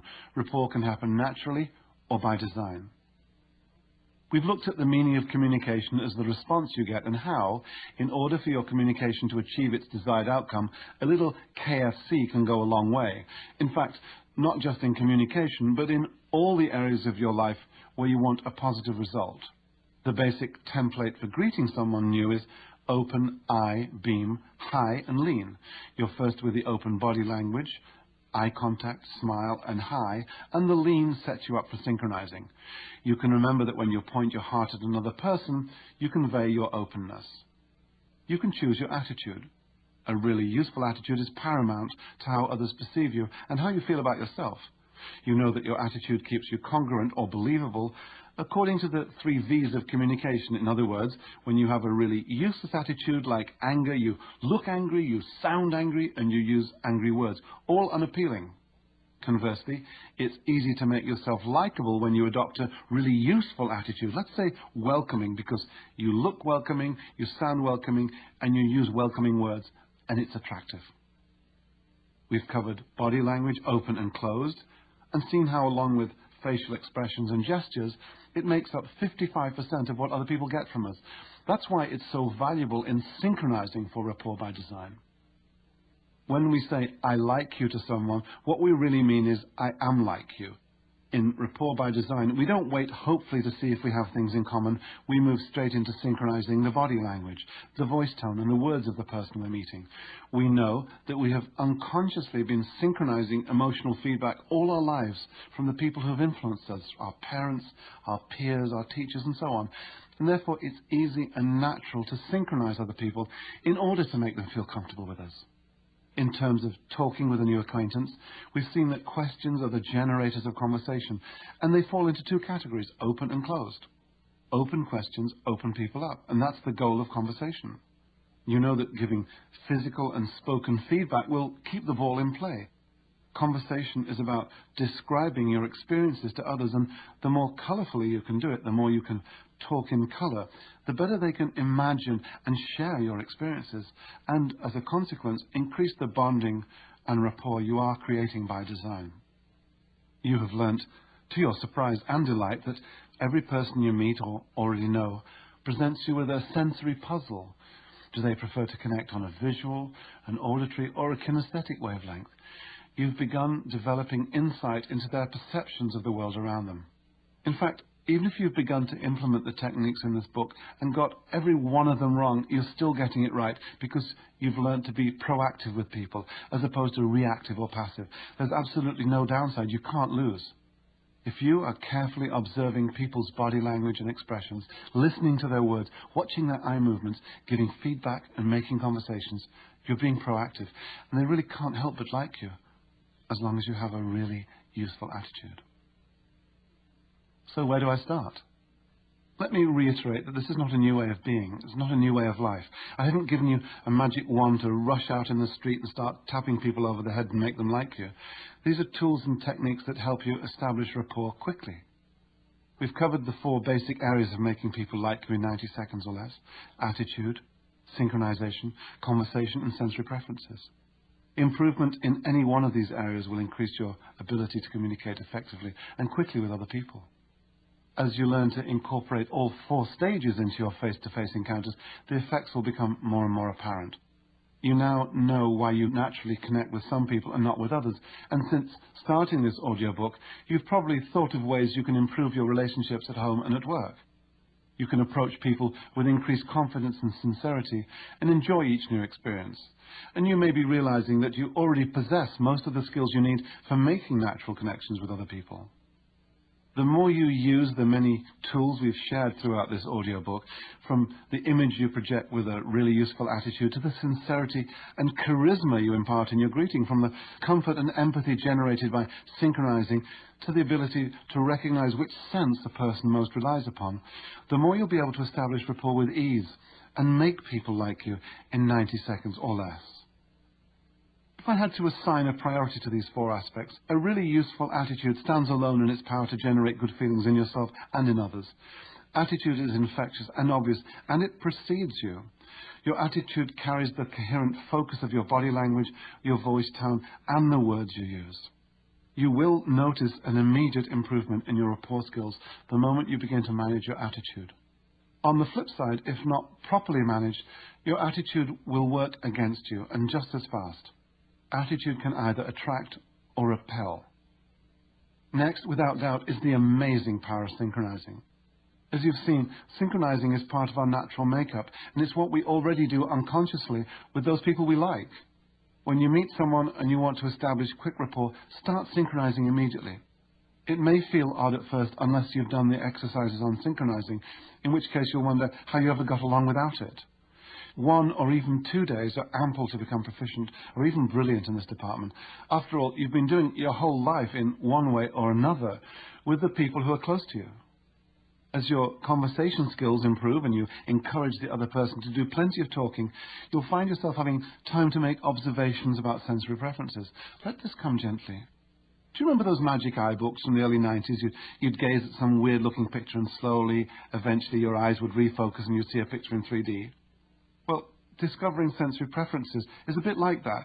You look and you search and you get frustrated, and then suddenly you refocus on people and they start to look different as you establish an elegant, deep rapport at the subconscious level where true unity is achieved. The unfolding and detection of someone's sensory preferences will continue after your 90 seconds and give you the vehicle to travel much deeper into rapport by design with your new person, your newest great resource. So, you're at a conference and you've just met Sylvie Claroux, head of the department you'd like to work for. The connecting is smooth, warm, sincere and respectful. Your really useful attitude and openness made for a perfect greeting. Although there are 7 people at the meeting, you synchronize her body movements, but with no excess eye contact. Her subconscious picks it up. There is chance eye contact. She smiles politely, you acknowledge. Bingo! You've been practicing this daily and have easily realized that by her dress, her voice, her choice of words, eye movements and tonality, she's probably auditory. When you speak, you synchronize her voice tone and use auditory words. Well, that sounds great. Everybody on the team has voiced an opinion. How can this stranger not like you when you look, sound and move so much like her? At the break, you get her to one side. I'd like to hear more about the proposal, you begin. Haven't we met before, she asks. I think she likes you, whispers the little voice in your head. Assuming rapport. As I write this book, I assume I like you, the listener. I assume I need you, and I assume you need me. And what's more, I assume I'm right. This is what gives me the confidence to keep on going. We need each other. That's the real basis for our rapport, and here we are connecting. We can harness the power of imagination to make useful assumptions. We receive so much information from our 5 senses that we can't possibly process it all consciously. Instead, it gets sorted into 3 separate lots. The main batch of information you actually delete from your conscious. For example, you weren't aware of your left foot until I just drew your attention to it, and you probably haven't got a clue how your fingernails grow. The second batch, you distort. You feed into your imagination and play around with it, imagining your upcoming vacation or getting paranoid about the battery in your smoke detector, that sort of thing. And the third batch is stored away under the heading of generalizations or assumptions. When you've seen one frying pan, you can make a fair assumption that that big metal thing on your neighbor's stove with the long handle and the sizzling pancakes in it is also a frying pan. You don't have to find out all over again what it is. Your brain will make a generalized assumption, but assumptions at their best are great for learning, but at their worst, they lead to bias, unfair, limiting, and even dangerous fantasies. If your imagination has been distorting information in the past to scare you away from people, all I ask is your understanding that your imagination is tricking you into making negative assumptions about people based on past experience. In this case, your imagination is running the show, and the score is imagination 1, you 0. Get your imagination under control. See it for the fun vehicle it is, and use it to install some really useful assumptions. Here are a few to get you going. After hearing them, close your eyes, as long as you're not driving, and see what they will look, sound, and feel like. Assume rapport and trust between yourself and other people. Assume that you'll like them and they'll like you. Assume that what you'll be doing with other people, connecting, synchronizing, etc., will work. Assume that others will give you the benefit of the doubt, and you'll do the same for them. Assume that what you've learned from this audiobook will work for you because it's worked for thousands of other people. Assume that you're making a difference in the lives of the individuals you meet. Assume that this difference is for the better, not just in their lives, but also in your community as a whole. Assume that a connected community is a place where we encourage, uplift, and promote each other. People who connect live longer. People who connect get cooperation. And people who connect feel safe and strong. People who connect evolve. Together we rise and fall. Together we sink or swim. Together we laugh and cry. And when all is said and done, it's people that make the hard times bearable and the good times much, much sweeter. In closing, here's a modern-day parable. Lately, I've been giving a lot of talks to high school students. Many of them are looking for part-time or summer employment, and they need to sharpen their job-seeking and people skills. I'll never forget one particular student who sullenly interrupted my talk. "Hey man, I've gone to a lot of job interviews and they never hire me," he griped. "I tried at the grocery store, the drugstore, and an office." Other students around him began to snicker. The reason was pretty clear. The young man was wearing torn army pants, a t-shirt with the words "Rancid" splashed across the front. That's the name of a thrash punk band. His left ear was pierced in 3 places, and he had a nose ring too. But even more to the point, he sported a bright green mohawk that stood up 6 inches high on his otherwise shaved head. "What do you want?" I asked him. "Well, a job. What do you think?" "Have you thought of changing what you're doing to get it?" He glared at me, his arms crossed tightly over his chest. "Changing what?" "Well, how about the way you look?" I asked. "No way, man. If they don't like how I look, that's discrimination." "Look, I see your point," I said. He was obviously visual. "But we both know how the world works. So what do you want? The job or the haircut?" There was a long silence. Finally uncrossed his arms and rolled his eyeballs upwards. "Well, the job, I guess," he muttered. Some of the other students laughed good-naturedly. Then slowly he began to laugh too. Then we all laughed, because, that's what it's all about. This book is about connecting with other people, because other people are our greatest resource. We can't live without other people. We can't die without other people. When other people like you, they see the best in you.